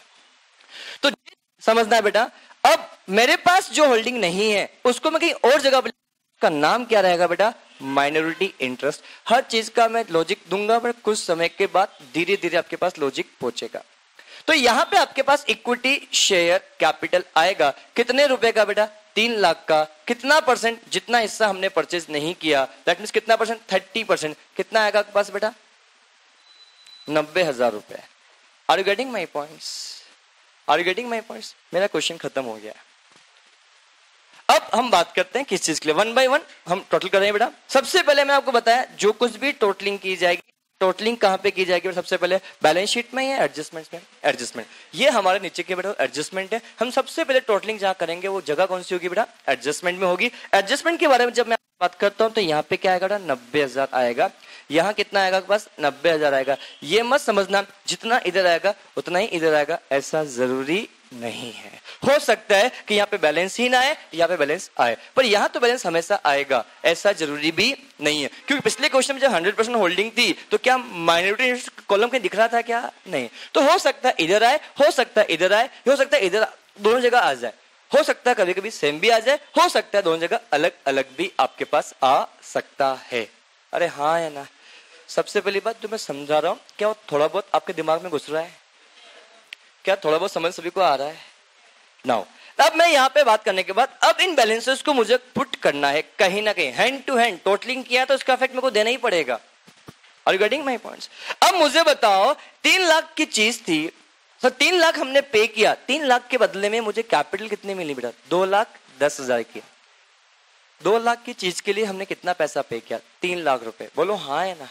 मैंने क्या बोला बेटा? 3 लाख रुपए का हमने इन्वेस्टमेंट पे खर्चा किया और 3 लाख के बदले में 2,10,000 रुपए की कैपिटल परचेज की. क्या 2,10,000 की कैपिटल के लिए हमने 3 लाख का पेमेंट किया? ज्यादा पेमेंट किया या कम पेमेंट किया?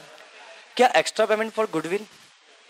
अगर मैं यही वाइस वर्सा सिचुएशन होती, 3 लाख की कैपिटल के बदले में अगर मैं 2,10,000 का पेमेंट करता तो क्या 90,000 का मुझे फायदा होता?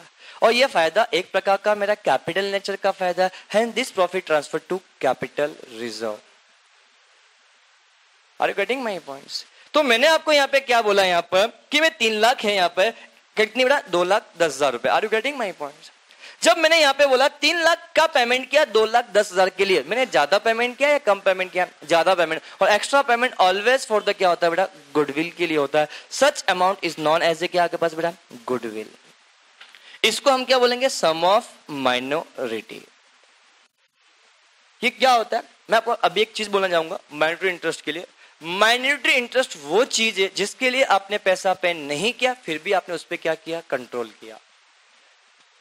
समझना, माइनॉरिटी इंटरेस्ट मतलब जिस चीज के लिए पैसा नहीं पे करो उसके लिए भी आप कंट्रोल कर रहे हो. क्या ऐसा हो सकता है? सर आपको कैसे पता कि 90,000 पे आप कंट्रोल करो? मैं इस चीज को प्रूव करूंगा कुछ देर के अंदर. समझना, इस चीज को मैं प्रूव करके बताऊंगा कि वाकई में जिस चीज के लिए पैसा आपने पे नहीं किया फिर भी उस पर आप कंट्रोल कर रहे हो. बात करेंगे इस चीज के लिए, वो कैसा आएगा बात करेंगे. अभी जैसे मुझे बताओ गुडविल बैलेंस शीट की क्या जगह, बैलेंस शीट की असेट साइड में शो होगा। Is it clear? जब मैं गुडविल के बारे में आपसे बात करता हूं तो गुडविल क्या होगा, बैलेंस शीट की असेट साइड में शो होगा। तो असेट साइड में जब बात करूंगा यहां लिख दिया मैंने गुडविल बेटा। तो गुडविल कितने रुपए की बेटा मेरे पास, 90,000 रुपए। तो 90,000 रुपीज का गुडविल मैंने यहाँ पे लिख दिया। Getting my points? अब बेटा मैं बात करता हूं माइनॉरिटी इंटरेस्ट को कहां लिखा जाएगा। माइनॉरिटी इंटरेस्ट को बैलेंस शीट की लायबिलिटी साइड में लिखा जाएगा, इक्विटी एंड लायबिलिटी साइड में लिखा जाएगा, रिजर्व एंड सरप्लस के बाद और लायबिलिटी से पहले। इसकी जगह फिक्स है। मैंने क्या बोला बेटा, रिजर्व एंड सरप्लस से, मैं क्या बात करूं बेटा, रिजर्व एंड सरप्लस से बाद और लायबिलिटी से पहले। बेटा जिसकी जहां जगह है उसको वहां रखोगे तो आपको क्वेश्चन में मार्क्स आपको मिलेगा। हर किसी को कहीं पे मत रखो, क्योंकि आपने कभी भी किसी को कहीं पे लिख दिया तो हो सकता है कि बैलेंस शीट आपको जो बनानी है उसका सीक्वेंस, उस सीक्वेंस को आपको फॉलो करना पड़ेगा। तो मैं आपको क्या बोल रहा हूं, माइनॉरिटी इंटरेस्ट के बारे में जब मैं आपसे बात करूंगा तो माइनॉरिटी इंटरेस्ट को बैलेंस शीट में कहां शो किया जाएगा, रिजर्व एंड सरप्लस के बाद और लायबिलिटी से पहले। तो मुझे ये बताओ क्या मेरे पास ये इक्विटी है, मेरे पास इस क्वेश्चन में रिजर्व एंड सरप्लस है ही नहीं, होता तो बात करते हैं, अरे होता तो बात करते। तो यहां पे रिजर्व एंड सरप्लस है नहीं, तो अल्टीमेटली जगह किसकी बन गई बेटा, माइनॉरिटी इंटरेस्ट के लिए। तो ये अमाउंट कितने रुपए का आएगा बेटा आपके पास, 90,000 रुपए का। क्या मुझे बताओ हमने एडजस्टमेंट के सभी टोटलिंग कर चुके हैं या करना बाकी है? अब मुझे टोटलिंग हो चुका है, एडजस्टमेंट के सारे टोटल मैं कर चुका हूं। अब गो फॉर द बैलेंस शीट। हम सम करेंगे, टोटलिंग करेंगे किसकी बेटा, बैलेंस शीट के अंदर। तो यहाँ टोटलिंग किया, कितने रुपए का आया बेटा आपके पास, 4 लाख रुपए का टोटलिंग आया। यहाँ पे आपके पास 13 लाख रुपए का टोटलिंग आया। यहाँ पे आपके पास 7 लाख रुपए का टोटलिंग आया। और इन सबका टोटलिंग मैंने किया तो 17,90,000 रुपए मेरे पास आया। 15-17 यहाँ पे भी कितना आया, 17,90,000 रुपए मेरे पास आया। क्या बैलेंस शीट मेरी टेली है? दैट्स द पॉइंट यार। ये एग्जाम में पूछा गया ऐसे क्वेश्चन, एग्जाम कभी कभी पूछ लेता 4 मार्क्स के लिए ऐसा क्वेश्चन भी। क्या मैं आगे बढ़ सकता हूँ?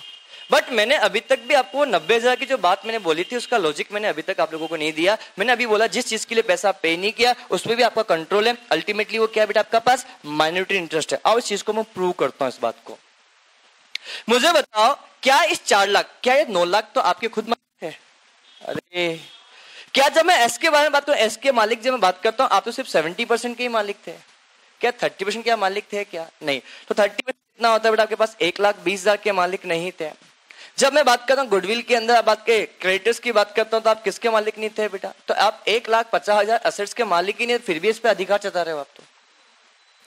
अरे जब मैं यहां बात करता हूं 2 लाख के बारे में जब आपसे बात करता हूं तो 2 लाख के बारे में जब मैं आपसे बात करता हूं 2 लाख पे भी आप मालिक नहीं थे, फिर भी इस पे अधिकार जता रहे हो कितने परसेंट, 30%। दैट मीन्स कितना बेटा आपके पास 60,000 रुपए का।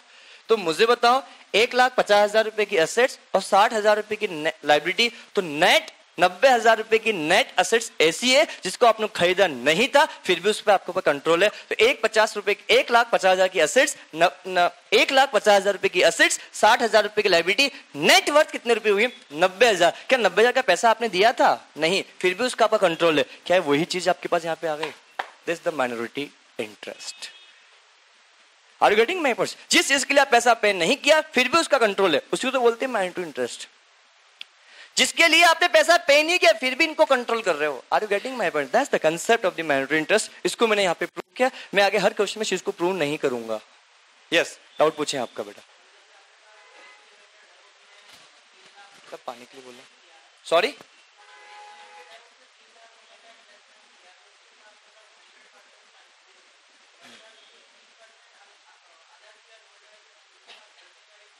यस बेटा मैं आपकी बात बोलना चाहता हूं। सबसे पहली बात इसके रिगार्डिंग कंपनी लॉ के साथ साथ बहुत से प्रोविजंस भी एप्लीकेबल होते हैं। इस चीज के लिए मैं आपसे बात कर रहा हूं। आपका डाउट है सर किस एग्जांपल जब बोर्ड का रिजोल्यूशन होना होता है तो वहां पर कभी ये नहीं देखा जाता है कि किसके पास कितने होल्डिंग है बेटा। बोर्ड के स्पेशल रिजोल्यूशन के लिए 2/3 के स्पेशल रिजोल्यूशन पास होना चाहिए, बात खत्म। अब उसमें कितने माइनॉरिटी कितने क्या इस बात से फर्क नहीं पड़ता है। कंपनी लॉ के बारे में थोड़ा सा मैं बात करूं जितना मुझे नॉलेज है। अगर कभी ऐसा होता है कि सब कुछ होने के बाद मान लो कि से एग्जांपल मेरे पास किसी कंपनी का 70% हिस्सा है और आपके पास 30% हिस्सा है, बट मैं अपने मनमाफी कुछ भी काम कर रहा जाऊं तो आपके पास पावर है, आप एनसीएलटी के पास जाके आप वहां पे अपील कर सकते हो। इसके अलावा आपके पास चारा नहीं है। मैं हालांकि इतना डेप्थ में भी यहाँ जा नहीं पाऊंगा बेटा, मेरे पास समय का थोड़ा सा अभाव है बेटा, और आपके पास मुझसे ज्यादा अभाव है। मेरे पास तो टाइम ही टाइम है, मेरे पास काम क्या है। Now anyway, now next point के बारे में बात करूं। This is the consolidated balance sheet. क्या सभी को समझ में अच्छे से आया? अरे बोलो क्या मैं आगे बढ़ सकता हूँ? नाउ ये एग्जाम का मेरा पहला लेवल था, यहाँ से क्वेश्चन की शुरुआत हो चुकी है, ये एग्जाम में थोड़ा तड़का लग चुका है। अब इस लेवल को मैं धीरे से और बढ़ाने वाला हूँ। एकदम कंफ्यूजन किस मुकाम पे पहुंच जाएगा आपको पता भी लगेगा नहीं। तो नाउ बड़े ध्यान से नेक्स्ट क्वेश्चन के बारे में अपन यहाँ पे बात करते हैं। सबसे पहली बात, ईमानदारी से मुझे बताओ कोई चीज आपको अभी तक भी समझ में नहीं आई, बिंदास होके बोलो, क्योंकि जैसे जैसे मैं बढ़ता हुआ जाऊंगा कंसोलिडेशन आपकी गिरफ्त से दूर होता हुआ जाएगा। सो अगर आपको कुछ भी छोटा सा भी डाउट हो बिंदास होके पूछो, मैं बताऊंगा। क्या सबसे पहली बात, क्या मेरी स्पीड सही है? क्या मैं बहुत तेज तो नहीं भाग रहा हूं? क्या सभी के लिए कंफर्टेबल है? क्या सभी को चीजें एब्जॉर्ब हो रही जो मैं बता पा रहा हूं इस चीज के लिए? बेटा नाउ नेक्स्ट पॉइंट के बारे में जब हम आपसे बात करते हैं, नेक्स्ट क्वेश्चन की बात करता हूं। एक बात मुझे बताओ, मैं अगले कंसेप्ट पढ़ाने से पहले एक बात मुझे बताओ, क्या कंपनी के द्वारा प्रॉफिट कमाया जाता है, इस प्रॉफिट पे राइट किसका होता है? एक बात बताओ, एक कंपनी के द्वारा जब प्रॉफिट कमाया जाता है, से एग्जांपल मैं आज प्रॉफिट कमा रहा हूं, से एग्जांपल प्रॉफिट के बारे में जब मैं आपसे बात करता हूं, इस चीज के बारे में अपन यहां बात करें। से एग्जांपल मैं कंपनी हूं, आप मेरी कंपनी के शेयर होल्डर्स हो, मेरे पास 10 लाख रुपए की कैपिटल है। सुनना ध्यान से बेटा, मेरे पास 10 लाख रुपए की कैपिटल है। इस 10 लाख रुपए की कैपिटल है, इस शेयर की फेस वैल्यू कितने रुपए की? 10 रुपए की। ध्यान रखना, पर जब तक मैं कुछ ना बोलूं, जब तक स्पेसिफिकली क्वेश्चन ना बोले, आप जानना हर शेयर की फेस वैल्यू हमेशा कितनी माना बेटा? 10 रुपए। हर शेयर मतलब हर इक्विटी शेयर की face value always 10 rupees, debentures की 100 रुपीज, प्रेफरेंस शेयर की 100 रुपए। ये एक जनरल एजम्पशन है। जब क्वेश्चन में कुछ ना लिखा हुआ हो, इक्विटी शेयर की face value always 10 rupees assumption किया जाएगा, प्रेफरेंस शेयर का 100 रुपीज कंसिडर किया जाएगा, डिबेंचर्स का 100 रुपीज कंसिडर किया जाएगा। क्या एग्री? आगे बात करता हूं। तो से एग्जांपल यहां पे मैं बोला कि मेरे पास ये इक्विटी शेयर कैपिटल क्वेश्चन में गिवन है। बताओ 10 लाख रुपए की कैपिटल गिवन है, क्या मैं ये एज्यूम कर सकता हूं मेरे पास 1 लाख रुपए की 1 लाख शेयर्स है? क्या मैं मान सकता हूं मेरे पास 1 लाख शेयर्स है? क्या मैं मान सकता हूं मेरे पास 1 लाख के शेयर है? 1 लाख शेयर है, 1 लाख के नहीं, 1 लाख शेयर है। अब से एग्जांपल में बोलता हूं, इस कंपनी के पास रिजर्व एंड सरप्लस रखे हैं, ये कंपनी में हूं, यहाँ पे 10 लाख की कैपिटल है, यहाँ पे 50 लाख रुपए का प्रॉफिट रखा हुआ है। क्या प्रॉफिट मेरा है या प्रॉफिट आपका है? कंपनी हूं, मैं कंपनी हूं, बट इस कंपनी के मेंबर्स आप हैं। तो मुझे बताओ, ये 5 लाख का प्रॉफिट आपका होगा, 5 लाख का प्रॉफिट, 50 लाख का प्रॉफिट अल्टीमेटली आप ही का तो है। अरे हाँ या ना? किस बात को समझ में आपको आया बेटा? श्योर। तो जब से एग्जांपल मान लो, से एग्जांपल ये 1 लाख शेयर आपके पास है, आप ये 1 लाख शेयर्स हैं, ये 50 लाख रुपए का आपके पास प्रॉफिट है। अगर सिंपल शब्दों में बोलूं, यहाँ पे कुछ भी गिवन नहीं, तो मैं क्या बोल सकता हूँ? कुछ भी गिवन नहीं। 1 मिनट के लिए, क्या 10 लाख रुपए की कैपिटल है, इतना क्वेश्चन गिवन है, क्वेश्चन के पास कोई रिजर्व एंड सरप्लस गिवन नहीं, तो क्या मैं एक शेयर की वैल्यू 10 रुपए मान सकता हूँ अभी? अगर मैं से एग्जांपल ये शेयर आपको किसी और को बेचना है, कंपनी की, और क्वेश्चन खुद बोल रहा है चिल्ला चिल्ला के, कंपनी के पास कोई रिजर्व सरप्लस नहीं, बात खत्म, तो क्या मुझे बताओ, ये शेयर आपको किसी और व्यक्ति को बेचना होगा, 10 रुपए में बेचो, किसी और प्राइस में बेचोगे, और 10 रुपए में बिकेगा भी, बट ऑब्वियस सी बात है। हो सकता है मार्केट इफेक्ट क्या होता है, इस बात जनरल केस में बात कर रहा हूं, बुकिश नॉलेज के हिसाब से बात कर रहा हूं। ये 10 रुपए का शेयर है, क्वेश्चन में रिजर्व सरप्लस क्या, कुछ भी गिवन नहीं, क्या गिवन नहीं, इनफैक्ट गिवन है 0 रुपए का। 1 रुपए का रिजर्व सरप्लस क्वेश्चन के अंदर गिवन नहीं है। क्या ऐसा हो सकता है? तो क्या इस शेयर के बदले में आप कितना पैसा, 10 रुपए दोगे, 10 रुपए ज्यादा पे करोगे? बुक किस नॉलेज के हिसाब से 10 रुपए पे करोगे? अगर मैं यहीं पे ये बोल देता हूं कि मेरे पास रिजर्व एंड सरप्लस रखे हुए कितने रुपए के बेटा, 40 लाख रुपए के, टोटल कंपनी के पास 50 लाख रुपए का यहाँ पे फंड रखा हुआ है, बताओ एक शेयर की वैल्यू कितने रुपए होगी? एक शेयर की वैल्यू कितने रुपए होगी? एक शेयर की वैल्यू कितने रुपए होगी?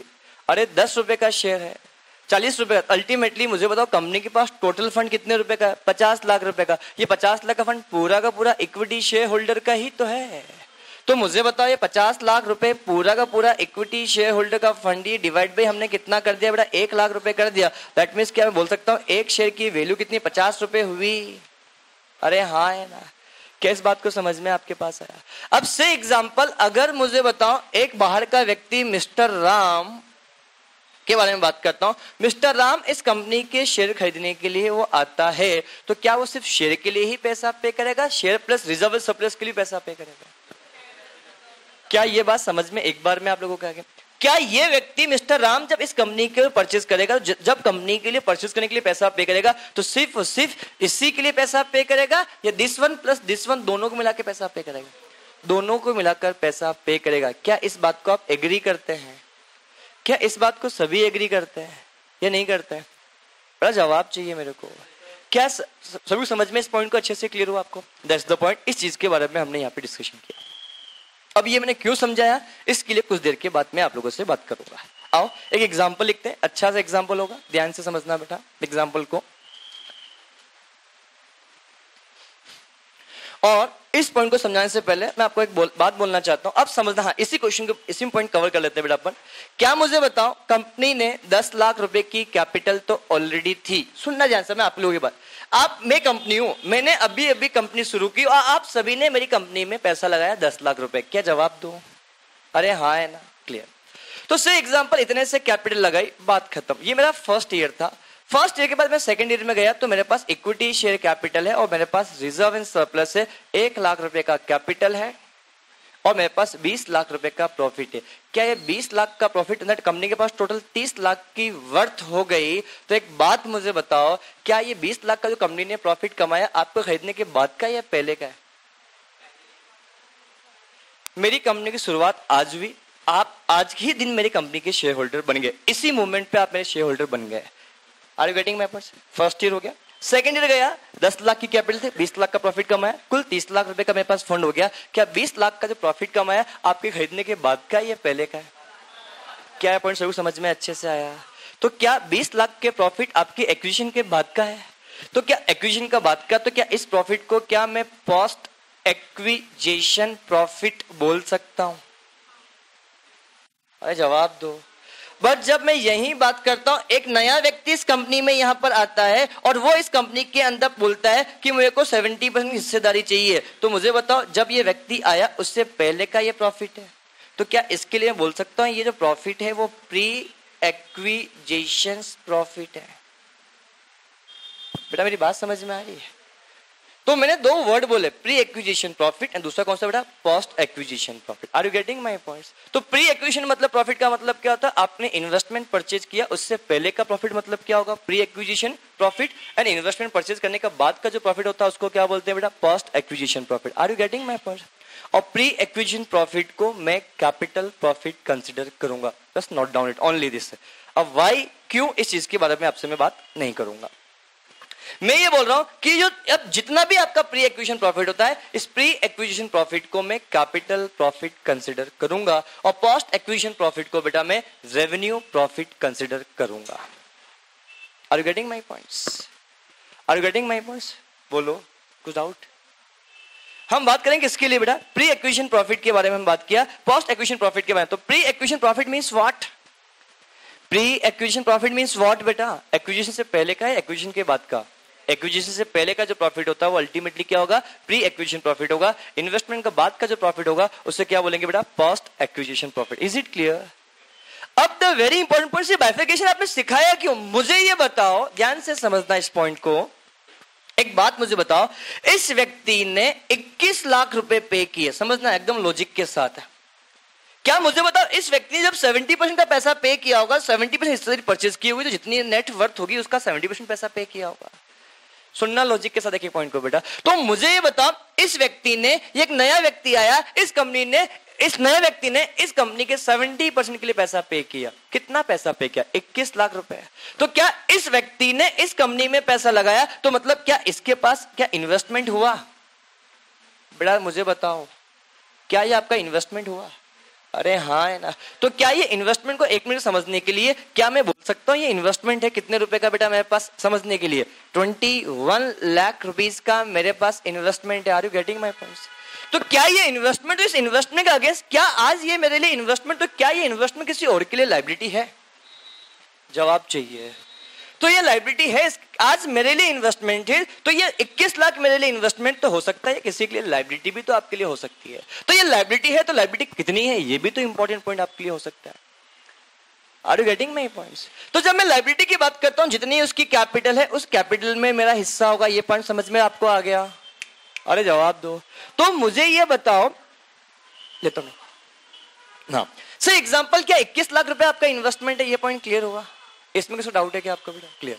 अब 21 लाख रुपए की मेरे पास लाइबिलिटी है, तो 21 लाख रुपए की लाइबिलिटी, आई एम सॉरी, मेरे लिए इन्वेस्टमेंट तो हो सकता है किसी के लिए लाइबिलिटी हो, और लाइबिलिटी कम भी हो सकती है, ज्यादा भी हो सकती है। तो मेरा आप लोगों से यहाँ पे ये बोलना है, क्या इस इन्वेस्टमेंट मैंने किया है, तो इस इन्वेस्टमेंट के बदले मुझे मिला क्या क्या है? मेरे पास इक्विटी शेयर कैपिटल मिला है, और मुझे क्या मिला है? प्रॉफिट मिला है, या सिर्फ और सिर्फ इक्विटी शेयर कैपिटल मिला है? बड़ा लॉजिक के साथ क्या मुझे बताओ, जब मैं इन्वेस्टमेंट 21 लाख रुपीस का, क्या 21 लाख रुपीस के अंदर इन्वेस्टमेंट के अंदर सिर्फ और सिर्फ मैंने इक्विटी के लिए पैसा पे किया है, equity plus reserve and surplus दोनों के लिए पैसा मैंने पे किया है, equity plus reserve and surplus दोनों के लिए पे किया, किसी एक के लिए किया? दोनों के लिए पे किया। तो से ध्यान से समझना, जब मैं यहाँ पे आपसे बात करता हूं तो मेरे पास इक्विटी कितनी कैपिटल थी बेटा? आपके पास 10 लाख की कैपिटल थी। 10 लाख का कितना परसेंट बेटा? 70%। कुल कितना होता है बेटा आपके पास? 7 लाख रुपए। Are you getting my point? जब मुझे यहां बात करते हैं, ये हमने लिख दिया, इसके बाद मैं बात करता हूं कि रिजर्व एंड सरप्लस भी मेरी हिस्सेदारी है, या इसमें रिजर्व एंड सरप्लस मेरी हिस्सेदारी नहीं है? क्या जब मैंने पैसा पे किया होगा तो पैसा जब कैपिटल एज वेल एज जो प्रॉफिट कमाया होगा इसके लिए भी तो मैंने पैसा पे किया होगा? अरे हाँ है ना? तो जब उसके लिए मैंने पैसा पे किया, तो now let's reserve and surplus की जब बात करता हूं, तो रिजर्व सरप्लस कितने रुपए का होगा आपके पास? 20 लाख का। इसका कितना परसेंट बेटा? 70%। दैट मीन्स कितना हो गया बेटा? 14 लाख रुपए। क्या मैं इसको एकदम में एक्यूमुलेटेड करके बोल दूं? 30 लाख का 30%, 70%, 21 लाख रुपीज। That's it. क्या यहाँ पे क्या मैंने इसके लिए कुछ एक्स्ट्रा पैसा पे किया? Answer is no. That's the presentation. मैंने प्री एक्विजिशन, क्या ये प्रॉफिट प्री एक्विजिशन था या पोस्ट एक्विजिशन? इसके लिए प्री एक्विजिशन। क्या सभी को समझ में है? पर जब मैं बात करता हूं आपके लिए, ये व्यक्ति नया व्यक्ति है, इसने इन्वेस्टमेंट किया, जब मैं आपके लिए बात करता हूं, आपने 70% हिस्सेदारी आपने खरीद के रखी, तो आपने समझना, आपने 70% हिस्सा आज परचेज किया। बड़ा समझना, ये तो बहुत दिनों की बात की मैंने आप लोगों से। मैं आप लोगों से ये बोलना चाह रहा हूं कि इक्विटी शेयर, सुनो ध्यान से, इनिशियल ईयर, फर्स्ट ईयर के अंदर के बारे में आपसे बात कर रहा हूं। फर्स्ट ईयर ही जब कंपनी शुरुआत हुई थी, तब आपने कंपनी का 70% हिस्सा 7 लाख रुपए में परचेज किया। कितने परचेज किया? 70% हिस्सा 7 लाख में परचेज किया। तो बताओ आपका इन्वेस्टमेंट इन एस जो भी कंपनी है, क्या 7 लाख रुपीज है? अब मुझे बताओ, जब आपने इन्वेस्टमेंट किया, कंपनी के पास कैपिटल भी है। कितने रुपए की कैपिटल बेटा? 10 लाख रुपए की आपके पास कैपिटल है। इसका कितना परसेंट बेटा? 70%। कितना होता है बेटा? 7 लाख रुपए। क्या जब आपने कंपनी को खरीदा होगा तो कंपनी के लिए सिर्फ कैपिटल के लिए ही पैसा पे किया था, या capital plus reserve and surplus के लिए पैसा पे किया? जब रिजर्व एंड सरप्लस था ही नहीं तो पैसे कैसा पे करोगे? Are you getting my point?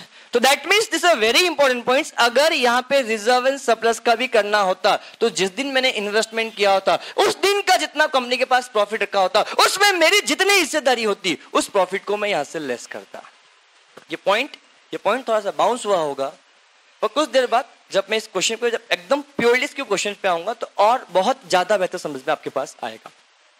मैं वापस रिपीट कर रहा हूं, मैंने यहाँ पे रिजर्व एंड सरप्लस का 70% नहीं किया, क्योंकि जिस दिन मैंने इन्वेस्टमेंट किया था, क्या उस दिन कंपनी के पास प्रॉफिट रखा था क्या? जब यहाँ पे अगर प्रॉफिट कितने रुपए का? नील रुपए का, तो नील का कितना परसेंट? 70%। यहाँ पे कितना आएगा? नील आएगा। इसलिए मैंने, अगर जिस दिन इन्वेस्टमेंट किया, अगर यहाँ पे 5-10 लाख का प्रॉफिट होता, तो 10 लाख का 70% भी यहाँ पे मैं करता। बट क्या कंपनी के पास जिस दिन मैंने इन्वेस्टमेंट किया, जिस दिन मैं इन्वेस्टमेंट करने गया था, उससे पहले क्या कंपनी के पास प्रॉफिट रखे हुए थे क्या? नहीं। जब कंपनी के पास जिस दिन मैं इन्वेस्टमेंट किया, उससे पहले जब कंपनी के पास प्रॉफिट ही अवेलेबल नहीं था, तो मैं यहाँ पे कैसे डिस्ट्रीब्यूट करूंगा? क्या आपको ये पॉइंट समझ में आया? इसलिए मैंने कितना है बेटा आपके पास? नील। थोड़ी कुछ बातें, ये कुछ अधूरी चल रही हैं बातें बेटा, बट ये सब बातें कुछ देर बाद कंप्लीट आपके साथ हो जाएगी। बट मुझे 2 वर्ड समझाया मैंने आप लोगों को बेटा, pre acquisition profit and post acquisition profit. तो अल्टीमेटली इन्वेस्टमेंट की डेट से पहले तक जितना भी आपने प्रॉफिट कमाया होगा, उस प्रॉफिट को हम क्या बोलेंगे बेटा? Pre acquisition profit. और इन्वेस्टमेंट के बाद जो प्रॉफिट कमाया होगा, उसको क्या बोलेंगे? Post acquisition profit. क्या मुझे बताओ, जब मैं यहाँ पे लेस करने जाऊंगा, तो सिर्फ प्री एक्विजिशन प्रॉफिट लेस करूंगा या प्री प्लस पोस्ट दोनों? मैं वापस रिपीट कर रहा हूं, जब मैं यहाँ पे लेस करने के लिए जाऊंगा, इस कॉस्ट ऑफ कंट्रोल यहाँ पे इक्विटी शेयर कैपिटल लिखूंगा प्लस रिजर्व एंड सरप्लस लिखूंगा। तो रिजर्व एंड सरप्लस जो मैं लिखूंगा, प्री एक्विजिशन प्रॉफिट का लिखूंगा या pre acquisition profit plus post acquisition दोनों को लिखूंगा? सिर्फ और सिर्फ प्री एक्विजिशन प्रॉफिट को यहां से लेस करूंगा, पोस्ट एक्विजिशन प्रॉफिट को यहां से सब्ट्रैक्ट लेस नहीं करूंगा। क्या ये पॉइंट क्लियर है? क्या ये पॉइंट क्लियर है? तो ये प्री एक्विजिशन प्रॉफिट कैसे कंप्यूट किया जाएगा? क्वेश्चन में बहुत रेयर होगा कि आपको क्वेश्चन में मिलेगा कि प्री एक्विजिशन प्रॉफिट इतना, पोस्ट एक्विजिशन प्रॉफिट इतना। जनरली क्वेश्चन में गिवन नहीं होता है। क्वेश्चन में आपको ऑलवेज फाइंड आउट करना पड़ता है कि प्री एक्विजिशन प्रॉफिट कितना और पोस्ट एक्विजिशन प्रॉफिट मेरा कितना रहेगा। Are you getting my points? Are you getting my points? अरे समझ में आई कुछ बात बेटा? क्या मैं आगे बढ़ सकता हूँ बेटा? श्योर। नेक्स्ट कंसेप्ट के बारे में बात करता हूँ बेटा। मैंने ऐसे pre acquisition profit, post acquisition profit पढ़ाया।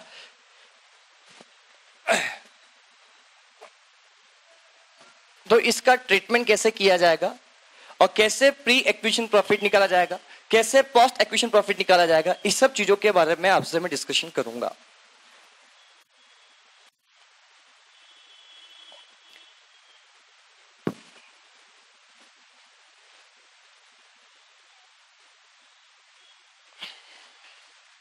नाउ ध्यान समझना बेटा कि कैसे किया जाएगा। नाउ ध्यान समझे बेटा। अब से एग्जांपल, एक नया एग्जांपल आप लोगों को लेता हूं, ध्यान से समझना। एक शीट देख लेते हैं, शीट में ऐसा क्वेश्चन मैंने लिया है क्या, तो क्वेश्चन पर क्वेश्चन भी हो जाएगा और अपना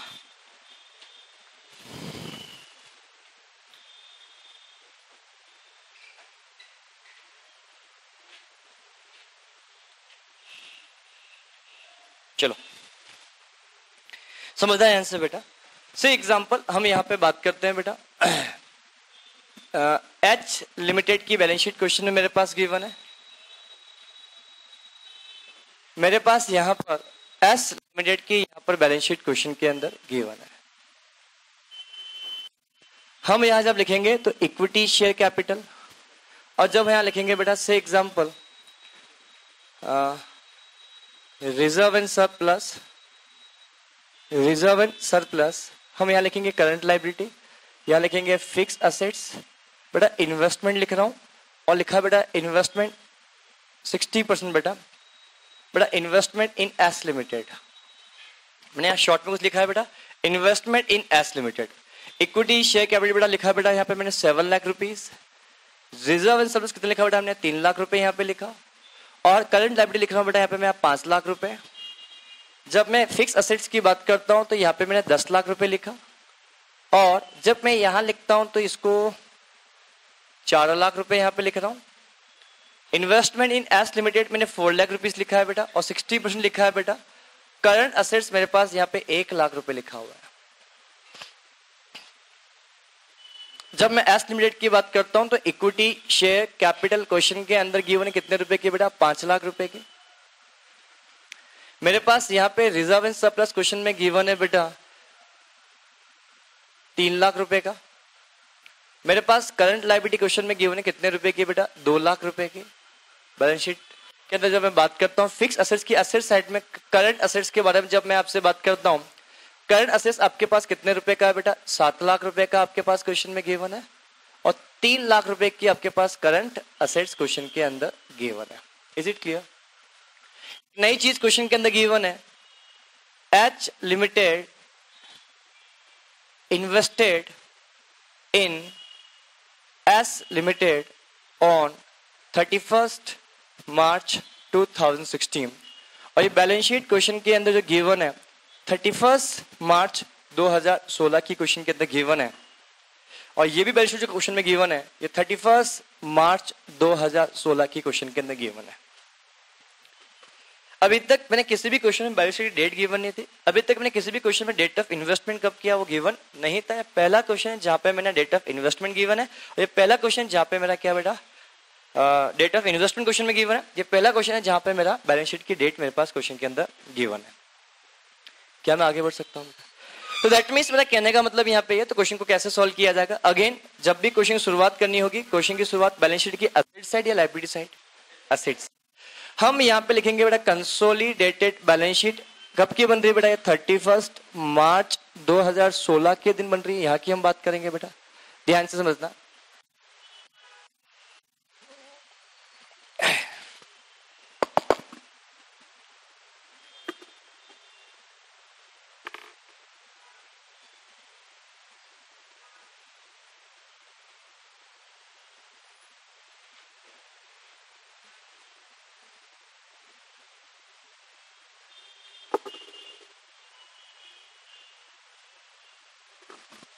नाउ हम जब क्वेश्चन की शुरुआत करेंगे तो बैलेंस शीट के लायबिलिटी साइड से करेंगे, एसेट साइड से करेंगे बेटा? Asset side.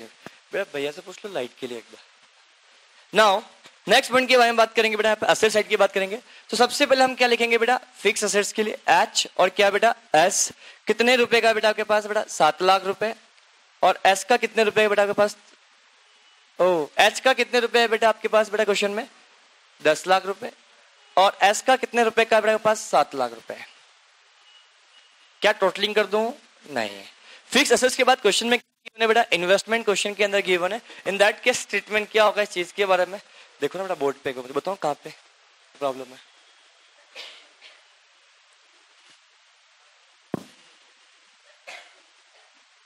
ये दिख रहा है अभी? नहीं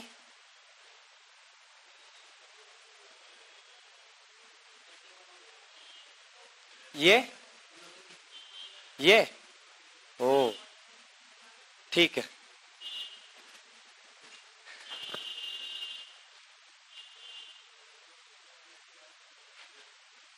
ये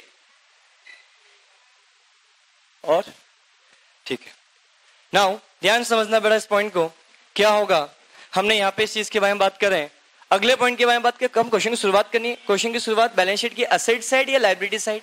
एसेट साइड। जब बैलेंस शीट की एसेट साइड पे मैं जाता हूं तो एसेट साइड पे जब आऊंगा सबसे पहले क्वेश्चन में क्या गिवन है? Fix assets. फिक्स एसेट्स हो गया। अब एक बात बताओ, क्वेश्चन में मेरे पास इन्वेस्टमेंट इन एस लिमिटेड लिखा हुआ है। क्या लिखा बेटा? इन्वेस्टमेंट इन एस लिमिटेड। तो इसको मैं यहां पे लिखूंगा कॉस्ट ऑफ कंट्रोल। तो कॉस्ट ऑफ कंट्रोल के जब बारे में आपसे बात करूंगा यहां लिखूंगा। तो यहां सबसे पहले क्या आएगा बेटा? पर्टिकुलर। बोलो। फिर यहां पे क्या आएगा बेटा? अमाउंट। तो यहां लिखा जाएगा क्या? इन्वेस्टमेंट इन एस लिमिटेड। कितना क्वेश्चन के अंदर गिवन है बेटा आपके पास बेटा? यहाँ पे 4 लाख रुपए का क्वेश्चन। जैसे ये लिख दिया, अब इन्वेस्टमेंट इन एस लिमिटेड हमारा हो गया। क्या मैं आगे बढ़ सकता हूँ बेटा? क्या मैं इक्विटी शेयर यहीं लेस कर दूं? अभी नहीं, जब आएगा तब किया जाएगा। अब हम बात करते हैं कहां पे? करंट असेट्स की बात करते हैं। तो करंट असेट्स क्वेश्चन में गिवन है, एच का गिवन है, एस का गिवन है। एच का कितना क्वेश्चन के अंदर गिवन है बेटा आपके पास? 1 लाख रुपए गिवन है। और एस का कितना रुपए क्वेश्चन के गिवन है? 3 लाख रुपए का क्वेश्चन में यहाँ पे गिवन है। अरे हाँ है ना।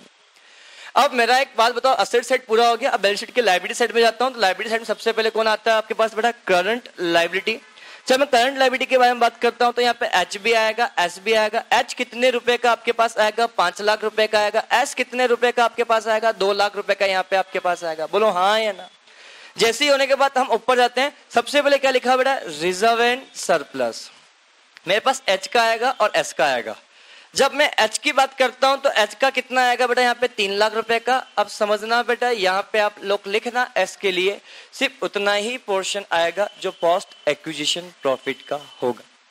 लिखना चाहो यहाँ लिख लो, यहाँ लिखोगे बेटा। अब समझना ध्यान से, मैं यहाँ पे लिख रहा हूं सब्सिडरी कंपनी का ओनली पोस्ट एक्विजिशन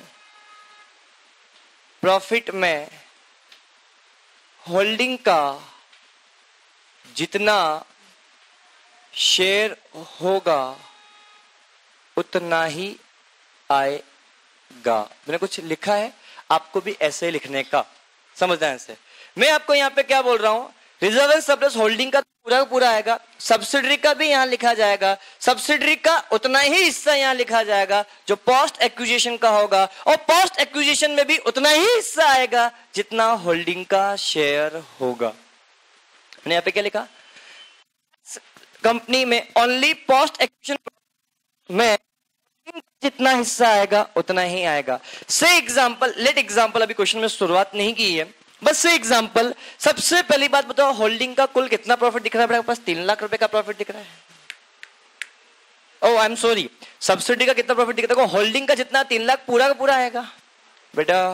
बट जब मैं बात करता हूं सब्सिडी का कुल प्रॉफिट कितने रुपए का? 3 लाख रुपए। लेट एग्जांपल, 1 मिनट के लिए क्वेश्चन से दूर जाता हूं अभी 1 मिनट के लिए।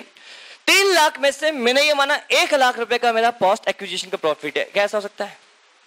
3 लाख में से 1 लाख का प्रॉफिट। तो क्या मैं 1 लाख पूरा लिख दूं? नहीं, सब्सिडी में ओनली पोस्ट एक्विजिशन प्रॉफिट में एच का जितना शेयर होगा उतना आएगा। तो पोस्ट एक्विजिशन प्रॉफिट कुल कितने रुपए का? 1 लाख रुपए में इस 1 लाख में भी होल्डिंग का जितना हिस्सा है कितना परसेंट? 60%। तो यहाँ पे कितना आएगा बेटा? 60,000 रुपए। बट इस टोटल प्रॉफिट में से कितना प्रॉफिट पोस्ट एक्विजिशन का है, कितना प्रॉफिट प्री एक्विजिशन का है, मुझे पहले फाइंड आउट करना होगा। अरे हाँ या ना? क्या मुझे पता है क्या? नहीं, जब आएगा तब इस चीज के बारे में बात करेंगे। तो नाउ समझना ध्यान से, मैं फिर रिपीट कर रहा हूं यहां से। अब मैं टोटल प्रॉफिट में कितना हिस्सा होल्डिंग का है, I am sorry, total profit में कितना प्रॉफिट एक्विजिशन से पहले का है, कितना प्रॉफिट एक्विजिशन का बाद का है, मुझे ये निकालना होगा। मैंने क्या बोला? टोटल प्रॉफिट में कितना हिस्सा पोस्ट एक्विजिशन का है, कितना एक्विजिशन प्री एक्विजिशन का, मुझे फाइंड आउट करना पड़ेगा। और इस फाइंड आउट करने के लिए मैं एक स्टेटमेंट बनाऊंगा। उस स्टेटमेंट का नाम होगा बेटा एनालिसिस ऑफ प्रॉफिट।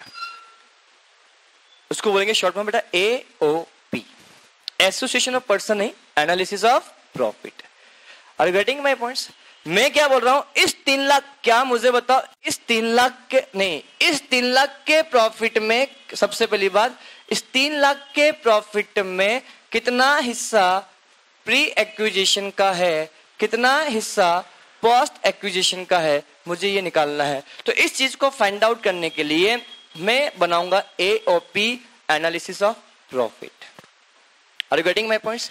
और सबसे पहली बात, इस क्वेश्चन में सिंपल है, इसलिए मैं आपको बोल देता हूं। क्या मुझे बताओ मेरा डेट ऑफ इन्वेस्टमेंट कब का? डेट ऑफ इन्वेस्टमेंट कब का? 31 मार्च 2016। एक बात बताओ, 31 मार्च 2016 से, सुनना से, 31 मार्च 2016 से जितना भी मेरा पहले का प्रॉफिट होगा, इसको क्या बोलेंगे बेटा? Pre acquisition profit. Are you getting my points? इसके बाद का जितना का भी प्रॉफिट होगा, उसको हम क्या बोलेंगे बेटा? Post profit. क्या इस बात को समझ में आया? मैंने क्या बोला? इससे पहले का प्रॉफिट प्री, इससे बाद का profit post. Are you getting my points? तो दैट मीन्स मेरा कहने का मतलब मैंने ये आपको बोलना चाह रहा हूं। तो मुझे बताओ ये बैलेंस शीट डेट कभी गिवन? 31 मार्च 2016 का। तो मुझे बताओ ये जो प्रॉफिट भी होगा 31 मार्च 2016 का ही तो होगा।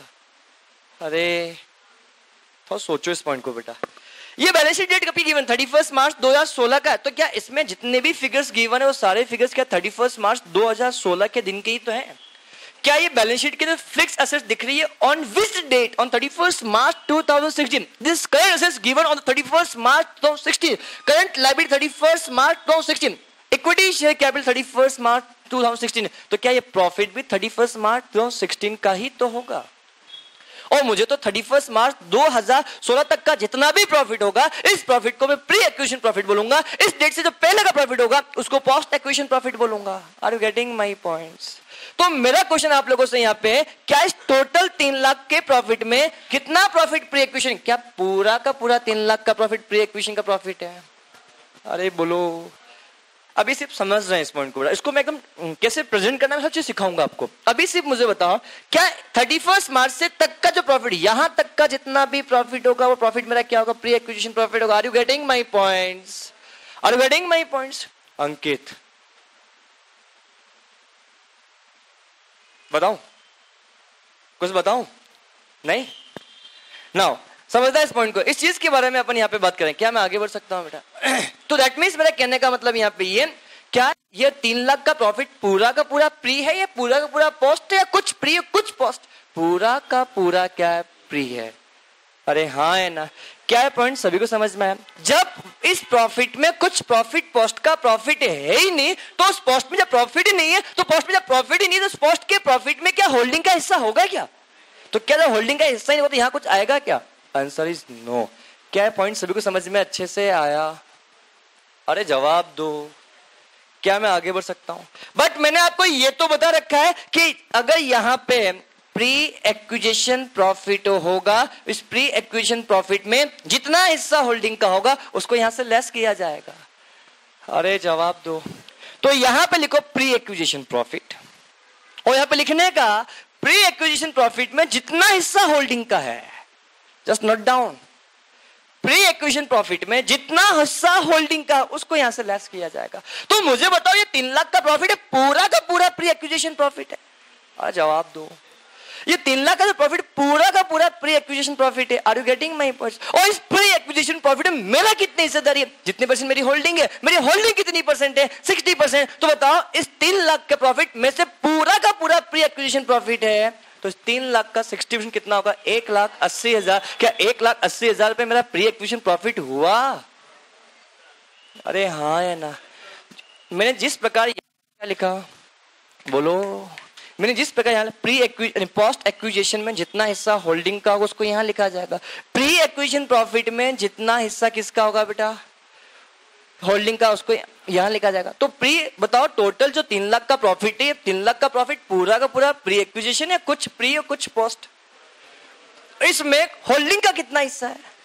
60%। तो मुझे बताओ प्री एक्विजिशन प्रॉफिट 3 लाख था, 3 लाख का कितना परसेंट बेटा यहाँ पे 60% किया, तो यहाँ पे कितना है बेटा? 1,80,000 रुपए। बोलो हाँ या ना? क्या मैं आगे बढ़ सकता हूँ? जब नेक्स्ट पॉइंट के बारे में जब मैं आपसे बात करता हूँ, ये पॉइंट हो जाता है सीधी सी बात। नाउ सर आपने 3 लाख में से तो आपने किसका एडजस्टमेंट किया अभी तक आपने बेटा? 1,80। क्या 1,20,000 के साथ गलत नहीं कर रहे हो क्या बेटा? इफेक्ट देना तो पूरा देना, नहीं तो देना ही नहीं। हमने 3 लाख में से 1,80 का इफेक्ट दिया, अभी भी 1,20 का इफेक्ट देना तो बाकी है। तो मुझे बताओ क्या इस 3 लाख के प्रॉफिट में से मेरा राइट ही कितने का? 1,80 का। कितने का राइट मेरा नहीं है? 1,20,000। जिसमें मेरा राइट नहीं होता वो चीज जाती कहाँ पे बेटा? माइनॉरिटी इंटरेस्ट के अंदर। तो मुझे बताओ क्या इस 3 लाख में से 60% यहाँ पे लिख दिया, बट मेरे पास अभी भी इस क्वेश्चन के अंदर माइनॉरिटी कितना हिस्सा मेरा नहीं था बेटा? प्री एक्विजिशन प्रॉफिट के अंदर बात करता हूं कितने रुपए का है बेटा? 3 लाख का। 3 लाख का कितना परसेंट बेटा? 40%। कितना होता है बेटा? 1,20,000 रुपए का। क्या जवाब दो? तो मुझे बताओ ये चीज कहां जाएगी बेटा? जिस पे मेरा अधिकार नहीं है फिर भी उस पे मेरा कंट्रोल है, दैट मीन्स वो क्या बन जाएगा बेटा? बोलो, जिस चीज के अधिकार नहीं है, जिस पे मेरा ऑनरशिप नहीं है फिर भी उस पे मेरा क्या कंट्रोल है, दैट मीन्स चीज कहां जाएगी बेटा? आपके पास माइनॉरिटी इंटरेस्ट के अंदर। Are you getting my points? That means मुझे बताओ क्या 3 लाख का 40% 1,20,000 यहाँ पे आएगा? अरे बोलो, क्या पूरे 3 लाख का एडजस्टमेंट हो चुका है या होना बाकी है? पूरे 3 लाख का एडजस्टमेंट हो चुका है या होना बाकी है? That's the point here. क्या मैं आगे आपसे बढ़ सकता हूँ? दैट मीन्स मेरा कहने का मतलब यहाँ पे ये हो, तो मुझे बताओ मेरा ये भी हो गया, ये भी हो गया, ये भी हो गया, ये भी हो गया, ये भी हो गया, ये भी हो गया। अगर इसको भी कर दूं तो मेरा काम बन जाए। तो बताओ मैंने यहाँ पे लिखा सबसे पहले बेटा इक्विटी शेयर कैपिटल। जब मैं इक्विटी शेयर कैपिटल लिखूंगा तो क्या मैं पूरा यहाँ पे 7 लाख लिखूंगा बाहर ही सीधा बेटा? क्या जिस सब्सिडरी का जो है क्या उसको भी यहाँ लिख सकता हूँ क्या? नहीं। सब्सिडरी में मुझे बताओ मेरा कितना हिस्सा है बेटा? 60%। तो क्या मुझे बताओ यहाँ पे मैं इक्विटी शेयर कैपिटल लिख सकता? वो जवाब दो। तो जब मैं यहाँ पे इतना लिख सकता, इक्विटी शेयर कैपिटल लिखता, तो इक्विटी शेयर कैपिटल कितना था बेटा? 5 लाख। क्या 5 लाख का 60% के बारे में जब मैं आपसे बात करता हूँ तो क्या मैं यहाँ पे 3 लाख बोल सकता? बोलो। तो क्या अब 3 लाख में लिख दिया, क्या 5 लाख में 3 लाख का ट्रीटमेंट तो कर दिया, मतलब 5 लाख में से मैंने 60% का ट्रीटमेंट तो कर दिया, पर 40% का ट्रीटमेंट देना तो मुझे अभी भी बाकी है। अरे बोलो। तो बताओ जिसके लिए मैंने पैसा पे नहीं किया फिर भी उस पे मेरा कंट्रोल, दैट चीज कहाँ पे जाएगी? Minority interest. तो मुझे बताओ क्या यहाँ पे इक्विटी शेयर कैपिटल 3 लाख का कितना नहीं सॉरी 5 लाख का कितना परसेंट बेटा? 40% कितना होता है बेटा? 2 लाख रुपए। क्या वो यहाँ पर आएगा? क्या बताओ मेरे क्वेश्चन में जितने भी एडजस्टमेंट थे सबका इफेक्ट मैं दे चुका हूँ। Are you getting points? अब मुझे क्वेश्चन में टोटलिंग करनी है। टोटलिंग ऊपर से करूँ सबसे नीचे से करूँ बेटा? नीचे से।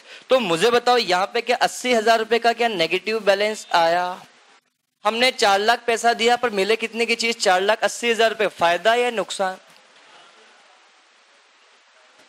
मैंने 4 लाख पैसा दिया, मुझे मिले कितने की चीज? 4,80,000। तो फायदा या नुकसान? फायदा। कितने रुपए का बेटा? 80,000 रुपए का। क्या यह फायदा को हम क्या कैपिटल प्रॉफिट को क्या मैं कैपिटल रिजर्व में ट्रांसफर कर सकता? और बताओ कैपिटल रिजर्व बैलेंस शीट की असेट साइड में शो होता है या लायबिलिटी साइड में? असेट साइड में। असेट साइड में जब रिजर्व सब लिखूंगा तो यहाँ पे लिख सकता मैं कैपिटल रिजर्व कितने रुपए का बेटा? आपके पास 80,000 रुपए का। क्या इसमें किसी को कोई आपत्ति? नो आपत्ति। अरे हाँ है ना।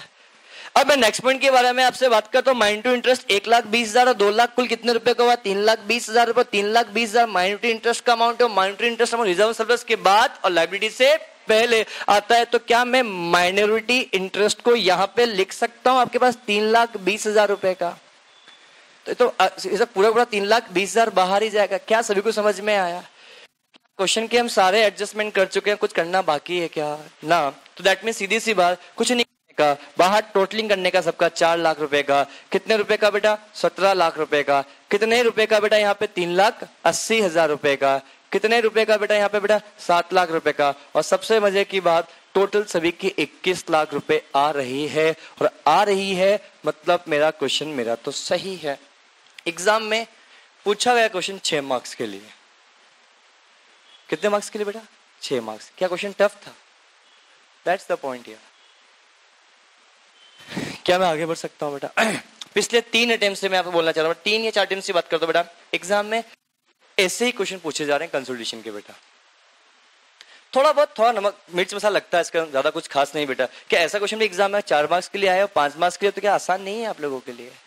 सिर्फ कंसोलिडेशन के नाम से हम छोड़ देते हैं कि कंसोलिडेशन फाइनेंशियल स्टेटमेंट, इतना बड़ा नाम है तो इसका काम भी बहुत बड़ा होगा, ऐसा नहीं है। क्या मैं आगे बढ़ सकता हूं बेटा? इस क्वेश्चन में थोड़ा सा मैं चेंज कर रहा हूं, सभी नोट डाउन कर चुके हो नाउ। अब मैं नेक्स्ट पॉइंट की बात करता हूं। इस पूरे क्वेश्चन में थोड़ा सा चेंज करूंगा। जहां पे मैंने 31 मार्च लिखा, मैं यहाँ पे 1/4/2000 में 16, 1/4/2000 में 15 लिख रहा हूं बेटा। इस क्वेश्चन के अंदर सिर्फ चेंज है जहां पे वो चेंज लिख रहा हूं। क्वेश्चन का पूरा आंसर चेंज हो जाएगा, ध्यान से बेटा। पहला, and profit reserve and surplus balance on 1 अप्रैल 2015 ₹1 लाख। क्या ऐसा हो सकता है? ध्यान समझना। कंसोलिडेशन अपने एकदम एक स्टेप बहुत अपना बढ़ता हुआ जा रहा है। ध्यान समझना बेटा। थोड़ा सा आपको पता भी लगेगा नहीं कंसोलिडेशन में कहां अपन छोड़ देंगे बेटा बीच में, एकदम बेटा बहुत ध्यान समझना, एक एक चीज को सुनना ध्यान से बेटा। अब मुझे बताओ, यहां पे क्वेश्चन को मुझे शुरुआत करना। क्वेश्चन ने बोला prepare consolidated balance sheet. Are you getting my points? समझना, जहां जहां पे क्वेश्चन में चेंज होगा मैं वहां पे लिखते हुए जाऊंगा, जहां जहां पे चेंज नहीं होगा वहां पे टिक करते हुए जाऊंगा। क्या मेरा क्वेश्चन की शुरुआत, चलो क्वेश्चन को पूरा शुरुआत करते हैं, कंसंट्रेशन बनता है अच्छे से बेटा, नहीं तो आप लोग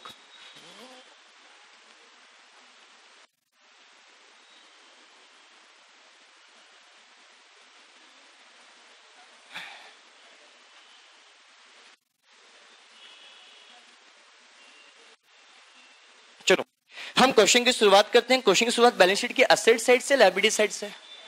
असेट साइड से करेंगे बेटा। जब असेट साइड से करेंगे तो असेट में सबसे पहले क्वेश्चन में क्या गिवन है बेटा आपके पास? Fix asset. तो बताओ फिक्स असेट्स कितने रुपए की बेटा आपके पास? 10 लाख रुपए। बोलो। एस के पास कितने रुपए की बेटा? 7 लाख रुपए। थोड़ा स्पीड चलेगा बेटा।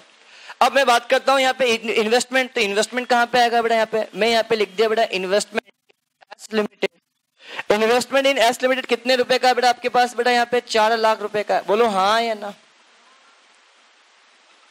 बोलो। ये लिखने के बाद जब मैं नेक्स्ट पॉइंट के बारे में आपसे बात करता हूं, आपके पास क्वेश्चन में क्या गिवन? इन्वेस्टमेंट के बाद करंट असेट्स क्वेश्चन में गिवन है। तो करंट असेट्स एच का कितने रुपए का? 1 लाख रुपए का। उसका कितने रुपए का? 3 लाख रुपए का। तो 1 लाख मैंने यहाँ पे लिख दिया, 3 लाख मैंने यहाँ पे लिख दिया। क्या बैलेंस शीट का असेट कंप्लीट? अब और बैलेंस शीट के लायबिलिटी साइड पे जाते हैं। तो बैलेंस शीट के लायबिलिटी साइड में सबसे पहले आपको क्या मिलता है? करंट लायबिलिटी मिलता है। करंट लायबिलिटी कितने रुपए का बेटा? पास 5 लाख रुपए का। उसके पास कितने रुपए का? 2 लाख रुपए का। तो 5 लाख मैंने यहाँ पे लिख दिया, 2 लाख मैंने यहाँ पे लिख दिया। बोलो हाँ या ना? ये होने के बाद अब मैं बात हूं reserve and surplus. Please careful, बातचीत बिल्कुल भी नहीं, बड़ा ध्यान समझना, बहुत इंपॉर्टेंट पॉइंट्स होगा, ध्यान से समझना। जब रिजर्व एंड सरप्लस के बारे में आपसे मैं बात करूंगा तो क्या मैं यहाँ पे रिजर्व एंड सरप्लस लिखूंगा?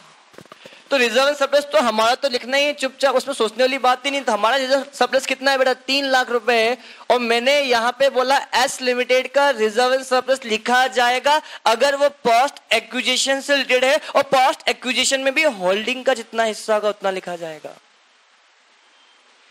मैंने एक बात बोली थी कुछ देर पहले, क्या बोला बेटा मैंने?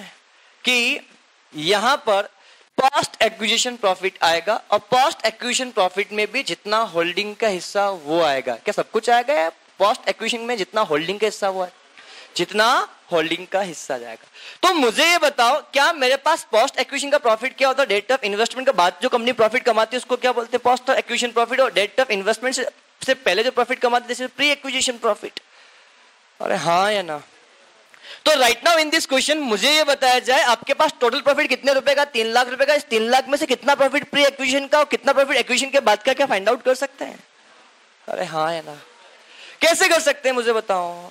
अरे क्वेश्चन में लिखा है ना, जिस दिन हमने इन्वेस्टमेंट किया, इन्वेस्टमेंट कब किया बेटा, 1/4/2015 को, जिस दिन हमने इन्वेस्टमेंट किया उस दिन कंपनी के पास प्रॉफिट कितने रुपए का था, 1 लाख रुपए का था। और मुझे बताओ क्या मैंने, ये मेरा पूरा साल है 1/4/2015, और मुझे बताओ क्लोज कब हुई 31 मार्च 2016, मेरे पास यहाँ पे 3 लाख रुपए का मेरे पास प्रॉफिट है, मेरे पास यहाँ पे 1 लाख रुपए का प्रॉफिट है, और मैंने मेरा डेट ऑफ इन्वेस्टमेंट DOI मेरा इस दिन का है, तो यहां तक का प्रॉफिट 1 लाख रुपए का, इसके प्रॉफिट कितना हो गया, 3 लाख रुपए हो गया। तो बताओ मैंने प्रॉफिट कितना कमाया और होगा, 2 लाख या 3 लाख? बोलो, 2 लाख मैंने और कमाया, तो क्या 3 लाख में से 1 लाख का प्रॉफिट मेरे इन्वेस्टमेंट से पहले के था, that means pre acquisition profit. क्या बचा हुआ 2 लाख का प्रॉफिट मेरा पोस्ट एक्विजिशन प्रॉफिट था? अरे हाँ या ना? तो दैट मींस मुझे ये बताया जाए इसमें से कितना प्रॉफिट प्री एक्विजिशन का, कितना प्रॉफिट पोस्ट एक्विजिशन का। 1 लाख प्री एक्विजिशन का, 2 लाख पोस्ट एक्विजिशन का। तो मुझे बताओ, समझना ध्यान से, मैंने आपको समझना, अब समझना, तो बेटा प्री एक्विजिशन प्रॉफिट और क्या बोला बेटा मैंने, पोस्ट एक्विजिशन प्रॉफिट। क्या सभी को समझ में आया बेटा? और मैं आपको जैसा बोल रहा हूं कि जो प्री एक्विजिशन प्रॉफिट होता है, क्या इस प्री एक्विजिशन को हम क्या कैपिटल प्रॉफिट बोलते हैं? क्या पोस्ट एक्विजिशन को हम क्या रेवेन्यू प्रॉफिट बोलते हैं? अरे हाँ है ना, अभी बताया ना कुछ देर पहले बेटा मैंने। तो समझना, इस कैपिटल प्रॉफिट में समझना, सुनना और समझना फिर लिखना। क्या प्री एक्विजिशन प्रॉफिट को मैं यहां पे लिख देता हूं पूरा का पूरा? क्या बेटा, क्या प्री एक्विजिशन प्रॉफिट में पूरा पूरा यहां लिख देता हूं क्या? नहीं, इस प्री एक्विजिशन प्रॉफिट में भी होल्डिंग का जितना हिस्सा होता है उतना यहां लिखा जाता है, पूरा लिखा जाता है। होल्डिंग का जितना हिस्सा होता है वो लिखा जाता है, और होल्डिंग में प्री एक्विजिशन प्रॉफिट में जितना माइनॉरिटी का इंटरेस्ट होता है वो कहां लिखा जाता है? यहां लिखा जाता है। सब माइनॉरिटी का इंटरेस्ट, अरे जितना इंटरेस्ट मेरा नहीं तो बच्चा हुआ इंटरेस्ट किसी और का होगा। अरे जवाब दो। तो से एग्जांपल, अगर मुझे बताओ, मैं यहाँ पे होल्डिंग के बारे में आपसे बात करता हूं कि अगर मेरा 60% होल्डिंग है, तो बताओ इसमें जितना प्रॉफिट होगा 60% होल्डिंग का होगा, तो बताओ 40% किसी और का होगा, उस 40% हिस्सा अल्टीमेट जाएगा कहां पे? माइनॉरिटी इंटरेस्ट के अंदर। अरे हाँ या ना? तो मुझे बताओ 60% कितना होता है कैपिटल प्रॉफिट का? 1 लाख रुपए का प्रॉफिट आपका कैपिटल प्रॉफिट है बेटा, 2 लाख रुपए का प्रॉफिट आपका पोस्ट एक्विजिशन प्रॉफिट है। किस पोस्ट एक्विजिशन प्रॉफिट को मैं रेवेन्यू प्रॉफिट बोल सकता हूं?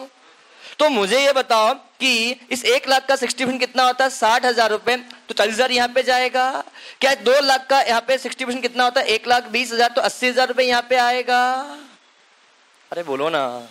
तो मुझे ये बताओ कि ये जो कुछ भी हिस्सा जाएगा, क्या प्री एक्विजिशन का, अब समझना, क्या ये कहां जाएगा?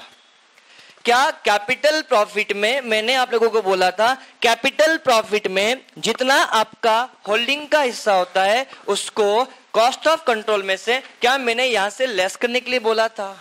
तो क्या मैं इसको बोल सकता हूं ट्रांसफर टू COC?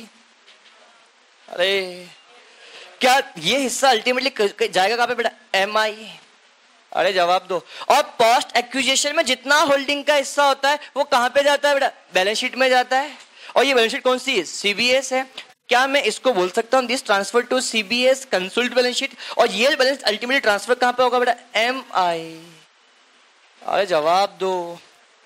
क्या समझ में आ रहा है बेटा? जवाब दो। क्या है पॉइंट? सभी को सारे चीजें क्लियर हो रही हैं अच्छे से बेटा? क्या किसी को दुविधा तो नहीं? अरे सभी को ईमानदारी से बताओ, समझ में अच्छे से आ रहा है बेटा? आवाज ही नहीं आ रही बेटा।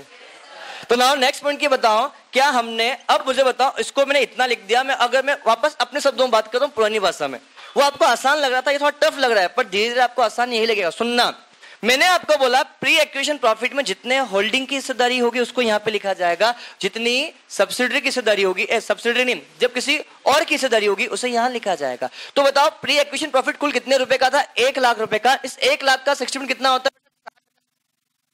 तो क्या 40% तो मेरे पास अभी भी मेरे पास नहीं है। जो 40% हिस्सेदारी मेरे पास नहीं, वो कहां पे जाएगी बेटा? आपके लिए यहां पे जाएगी। क्या समझ में आया? अब मुझे ये बताओ, 2 लाख रुपए का आपका पोस्ट एक्विजिशन का प्रॉफिट है, इस 2 लाख का पोस्ट एक्विजिशन प्रॉफिट में कुछ हिस्सा कहां पे जाएगा? होल्डिंग के पास जाएगा। कुछ हिस्सा कहां जाएगा? माइनॉरिटी के पास जाएगा। जितना हिस्सा होल्डिंग का होता है वो हिस्सा कहां जाता है? CBS में लिखते हैं बेटा, मैं लिखा ना कि पोस्ट एक्विजिशन प्रॉफिट में जितना हिस्सा किसका है बेटा? होल्डिंग का है, उससे यहाँ लिखा जाए 2 लाख के अंदर 60% कितना होता है बेटा? 1,20,000। और जितना पोस्ट एक्विजिशन प्रॉफिट में मेरा हिस्सा नहीं है, कितना परसेंट? 40% कितना होगा? 80,000 रुपए। उसको यहाँ पे लिखूंगा। क्या सभी को समझ में अच्छे से आया? कितने रुपए का बेटा? 80,000 रुपए का। अरे हाँ है ना। अरे बात बताओ, क्या वही चीज तो लिखी 60,000 सीओसी में जाएगा? क्या लिखा 60,000 रुपए बेटा? क्या ये एमआई में जाएगा? ये लिखा एमआई के अंदर। ये जाएगा सीबीएस में, लिखा हुआ 1,20,000 रुपए। ये लिखा 80,000 रुपए का बेटा एमआई के अंदर, वो लिखा। दैट्स द पॉइंट यार। Are you getting my points? ये हो गया, हो गया। अब क्या बचा? Equity share capital. Equity share कितना लिखेंगे बेटा यहाँ पे बेटा? 7 लाख रुपए। Are you getting my points? Are you getting my points? Are you getting my points? जब ये हो जाता है तो उसके बाद जब नेक्स्ट पॉइंट के बारे में आपसे बात करता हूं, बड़ा ध्यान से समझना। क्या 5 लाख का ट्रीटमेंट तो अभी भी करना बाकी है? इस 5 लाख में कितना हिस्सा मेरा है बेटा? 60%। कितना हिस्सा मेरा नहीं है? 40%। जितना हिस्सा मेरा वो अल्टीमेटली जाएगा कहां पे? अरे हाँ, कितने रुपए से बेटा आपके पास? 3 लाख रुपए। हिस्सा मेरा नहीं है, कितना है बेटा? 2 लाख रुपए का। यहां लिखा जाएगा। बोलो हाँ है ना। यहाँ पे कितना है बेटा? 3,20,000 रुपए। क्या सभी को समझ में अच्छे से आया? कितना आया बेटा आपके पास? 40,000 रुपए आया बेटा गुडविल। अरे हाँ है ना। अब सबसे पहली बात पता है इसको गुडविल क्यों बोलते हैं? हमने एक्स्ट्रा पेमेंट किया। मैंने ये बताऊं इसको कॉस्ट ऑफ कंट्रोल क्यों बोलते हैं? मैं आपको इसका लॉजिक देता हूं आपको बेटा। क्या आपने ये जो कुछ भी आपने 60% होल्ड किया, ये क्यों किया? सामने वाली कंपनी को कंट्रोल करने के लिए किया। अरे मान लो I am H limited, you are the S limited, आपकी कंपनी के 60% शेयर मैंने होल्ड किए। क्यों किया? आपकी कंपनी मुझे कंट्रोल करना इसलिए किया।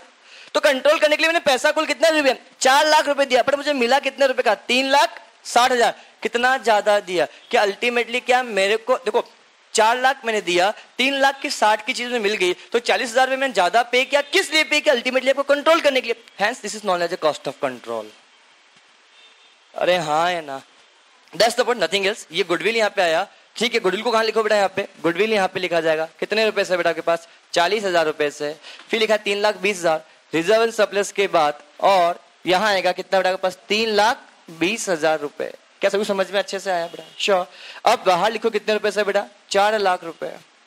बाहर लिखो कितने रुपए बेटा? 17 लाख रुपए। यहाँ पे आएगा बेटा 21,40,000 रुपए। यहाँ पे आएगा बेटा 4,20,000 रुपए। यहाँ पे कितना आएगा बेटा? 7 लाख रुपए। और सबसे मजे की बात, इधर भी आएगा 21,40,000 रुपए। क्या समझ में आया? क्या समझ में आया? इसमें किसी को कुछ भी डाउट्स है? कोई चीज जो अभी तक आपको समझ में नहीं आई, आप मुझे बोले, मैं आपको क्लियर करूंगा। क्या मैं आगे बढ़ सकता हूं बेटा? Sure, that's the point. इस चीज के बारे में अपन को यहाँ पे क्या समझ में आया बेटा? पूरा क्वेश्चन सेम, थोड़ा सा चेंज आपके लिए। चेंज ये है, जहां पे मैंने 1/4/2015 इन्वेस्टमेंट की डेट लिखी है, अगर मैं यहाँ पे डेट ऑफ इन्वेस्टमेंट में 1/7/2015 कर सकता हूं। अरे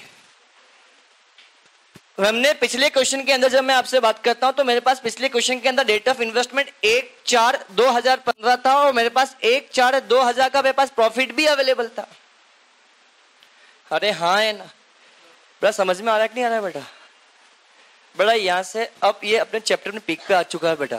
थोड़ा ध्यान से इसलिए बोला। क्या सभी को समझ में अच्छे से आ रहा है? कोई दुविधा हो तो बोले आपने उस चीज के लिए। क्या सभी को क्लियर है?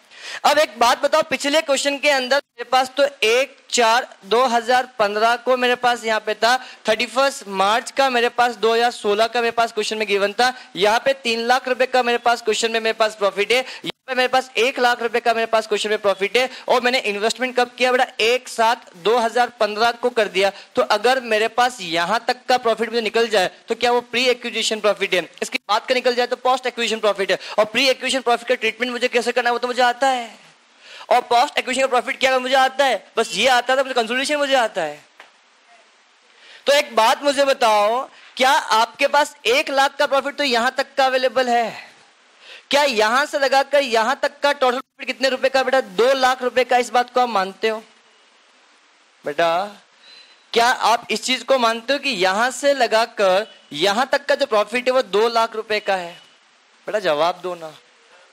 क्या पॉइंट सभी को क्लियर हो रहा है? तो ये 2 लाख रुपए का जो प्रॉफिट आपको दिख रहा है, इस 2 लाख के प्रॉफिट में से कुछ प्रॉफिट तो प्री का है, कुछ प्रॉफिट मेरा पोस्ट का। सर ऐसा कैसे बोल सकते हो आप? ऐसा इसलिए बोल सकता हूं कि 1 जुलाई से पहले का जितना भी प्रॉफिट होगा वो प्री एक्विजिशन प्रॉफिट है, 1 जुलाई से बाद का जितना भी प्रॉफिट होगा पोस्ट एक्विजिशन प्रॉफिट है। ऐसे कैसे पता 1 जुलाई से पहले? मैंने आपको बोला जिस दिन हम इन्वेस्टमेंट करोगे, इन्वेस्टमेंट की डेट तक जितना भी आपका प्रॉफिट होता है उससे प्री एक्विजिशन प्रॉफिट हो, इन्वेस्टमेंट की डेट के बाद का जितना भी प्रॉफिट होता है उसको पोस्ट एक्विजिशन प्रॉफिट बोलते हैं। हाँ या ना?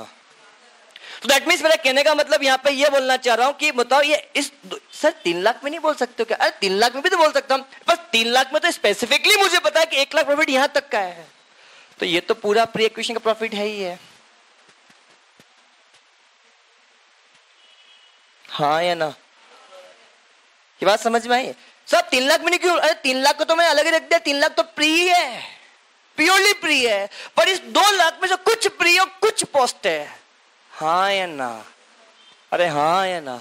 तो बताओ इसमें से 2 लाख में से कितना प्री है बेटा? क्या मुझे बताओ, ये अप्रैल मई जून क्या 3 महीने का आपका प्री है? तो मैं अप्रैल में, हाँ जून, सॉरी, यस, जुलाई, अगस्त, सितंबर, अक्टूबर, नवंबर, दिसंबर, जनवरी, फरवरी, मार्च, क्या ये 9 महीने का प्रॉफिट आपका पोस्ट का प्रॉफिट है? तो आप क्या ऐसा बोल सकते हो कि ये 2 लाख का प्रॉफिट हम पूरे 12 महीने में कमाते हैं, इसमें से 3 महीने का प्रॉफिट इतना, कितना बेटा? 50,000 रुपए। तो मुझे बताओ इस 2 लाख का प्रॉफिट पूरे 12 महीने का है, 9 महीने का प्रॉफिट कितना होता है? 1,50,000 रुपए। तो क्या ये आपका पोस्ट का प्रॉफिट है? 1 लाख तो प्री था, 50 ही हो गया, तो क्या 1,50,000 रुपए का टोटल प्रॉफिट आपका प्री प्रॉफिट है? तो बचा हुआ 1,50,000 रुपए आपका पोस्ट प्रॉफिट हुआ। अरे हाँ है ना? तो आपको बताओ pre acquisition profit, post acquisition profit, क्या 1,50,000 रुपए समझ में आया? और इसमें से जितना हिस्सा होल्डिंग का है कितना परसेंट? 60%। बचाओ कहाँ जाएगा? माइनॉरिटी में। कितना आता है बेटा? 90,000 रुपए। यहाँ पे कितना आएगा? 60,000 रुपए। यहाँ पे कितना आएगा? 90,000 रुपए। यहाँ पे भी कितना आएगा बेटा? 60,000 रुपए। क्या ये पॉइंट सभी को समझ में आया? अरे जवाब दो ना बेटा। अब मुझे बताओ, आप सभी लोग एक साथ बोलना बेटा, मैं इससे समझ में आपको वो समझ में आएगा, आपको कितना समझ में आ रहा है? तो ईमानदारी से बोलना, कुछ चीज समझ में नहीं है तो बोलना, क्योंकि ये लास्ट पॉइंट है जहाँ पे मैं बेस कवर कर रहा हूँ। इसके बाद मैं आने वाले सब क्वेश्चन के अंदर सिर्फ डायरेक्ट इफेक्ट बोलूंगा। तो सो प्लीज बी केयरफुल, बड़े ध्यान से आप अपने हिसाब से एक एक एडजस्टमेंट को बोलना। आप अकेले भी हो गए तो इस पॉइंट को मैं पूरा वापस समझाऊंगा, क्योंकि बेटा समझना, आपको अपने खुद के लिए पास होना, किसी और के लिए आपको पास नहीं होना है। आपको उससे फर्क नहीं पड़ना चाहिए कि आप मैं पूछूंगा सब लोग हंसेंगे, क्या फर्क, अभी हंसेंगे समझिए 50 लोग यहाँ हंसेंगे, कल फिर पूरी दुनिया हंसेगी। तो ज्यादा अच्छा ये है कि आज 50 लोग हंस लें, वो ज्यादा इंपॉर्टेंट है। तो नाउ ध्यान से एक एक पॉइंट के बारे में समझना बेटा। मुझे ये बताओ, मैंने कुछ देर पहले आपको बात बोली थी, जितना प्री एक्विजिशन प्रॉफिट होगा, इस प्री एक्विजिशन प्रॉफिट में जितना होल्डिंग का हिस्सा होगा वो जाएगा सीओसी के अंदर जाएगा, जितना हिस्सा मेरा नहीं है वो जाएगा माइनॉरिटी के अंदर। पोस्ट एक्विजिशन प्रॉफिट में जितना हिस्सा होल्डिंग का हिस्सा होगा वो सीबीएस में जाएगा, जितना हिस्सा हमारा नहीं होगा जाएगा। क्या पॉइंट सभी को क्लियर है? तो मुझे बताओ, क्या ये हिस्सा कहां पे जाएगा? CBS, COC. ध्यान से अपने आप को मार्क्स देना, 4 मार्क्स का क्वेश्चन है, ध्यान से। ये हिस्सा कहां जाएगा? Minority interest. ये कहां जाएगा? सीओसी। ये कहां जाएगा? सीबीएस। ईमानदारी से बताओ, क्या सभी का यही आंसर था? ईमानदारी से यार बेटा, ये हो गया तो मतलब आपकी जीत है यार बेटा। मैं आपको फिर बोल रहा हूँ बेटा, यार इतने में आप कंसोलिडेशन को आप आधा, 50% तो मेरी गारंटी कंसोलिडेशन आपकी पकड़ में बेटा, आप यहाँ तक, दैट्स पॉइंट। बस मैंने एक चीज और आपको बताई, एनालिसिस ऑफ प्रॉफिट, अगर वो मैंने आपको बता दिया, वो समझ में आ गया तो 100% गारंटी, दुनिया का कोई सा भी क्वेश्चन आपके एग्जाम में आ जाए, आपसे कंसोलिडेशन बन जाएगा। सबसे पहले दिक्कत ये होती है, बच्चों को ये नहीं पता तो कौन सा चीज कहाँ पे जाना है। क्या ये कोई चीज कहाँ जाने वाली आपको पता है? बड़ी चीज आती कैसे आपको ये पता लग जाए, कंसोलिडेशन खत्म हो गया फिर तो बेटा यार। क्या पॉइंट सभी को अच्छे से क्लियर है बेटा? अरे हाँ है ना? इसमें किसी को कोई भी डाउट है? क्या मैं आगे बढ़ सकता हूँ? अरे बोलो clear. But how to prepare analysis of profit, इस चीज के बारे में मेरे को आप लोगों से डिस्कशन करना है। क्या आपको ब्रेक लग रहा है? हो ही नहीं सकता यार बेटा, यार इतना तो बुरा पढ़ाया ही नहीं मैंने बेटा यार। लग रहा है ब्रेक? यार अभी तो मैंने पढ़ाना भी शुरू नहीं किया यार, मैं तो अपने फ्लेवर में आया नहीं पढ़ाने में बेटा अभी तक तो बेटा। मैं यार बोल मैं रहा हूँ, खड़ा मैं यहाँ पे हूँ, गला मेरा सूख रहा, थक मेरा हूँ, तो ब्रेक आपको चाहिए बेटा। आपको अच्छा ऐसा बोलो सर, हम तो आपको ब्रेक दे रहे हैं सर, ऐसा नहीं नहीं, आप मेरे पे इतना दया करो, मुझे पसंद नहीं है बेटा। इनफैक्ट कोई भी मेरे पे दया करे गलत बात है बेटा। नाउ अपन तो पढ़ते हैं बेटा। क्या वाकई में सही में 2 मिनट का ब्रेक दूं? क्या करोगे बेटा? टाइम वेस्ट होगा बेटा। है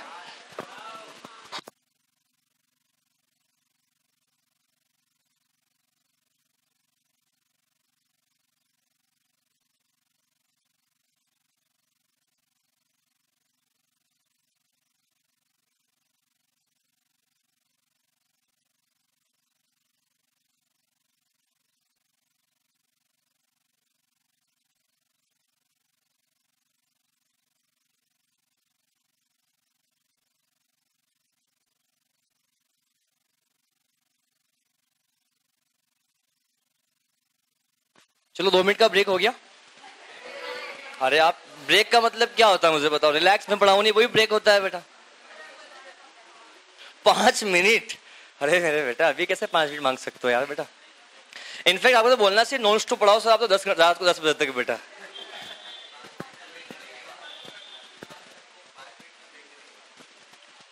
बेटा सही में वाकई में ब्रेक चाहिए क्या बेटा?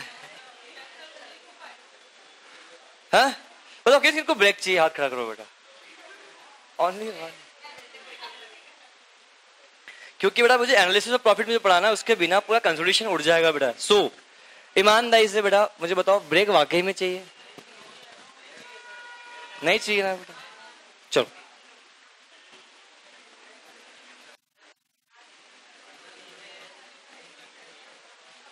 हेडिंग लिखे बेटा एकदम फ्रेश पेज पे आके बेटा, एनालिसिस ऑफ प्रॉफिट। कैसे एनालिसिस प्रॉफिट यहां पे बनता है? एनालिसिस प्रॉफिट रिगार्डिंग में बहुत सारी बातें बोलूंगा, बहुत सारी चीजें लिखवाऊंगा, आपको सिर्फ लिखते हुए जाना है। किसका क्या ट्रीटमेंट होगा आपको कुछ सोचने की जरूरत, आपको दिमाग लगाने की जरूरत नहीं। जितना दिमाग लगाना वो मेरे को लगाना है, आपको तो सिर्फ सोचना है और लिखना है, करना है, बात खत्म। नाउ ध्यान से एनालिसिस ऑफ प्रॉफिट के बारे में अपन यहाँ पे डिस्कशन करेंगे। एनालिसिस ऑफ प्रॉफिट बनता कैसे है, इस चीज के बारे में अपन को यहाँ पे समझना है।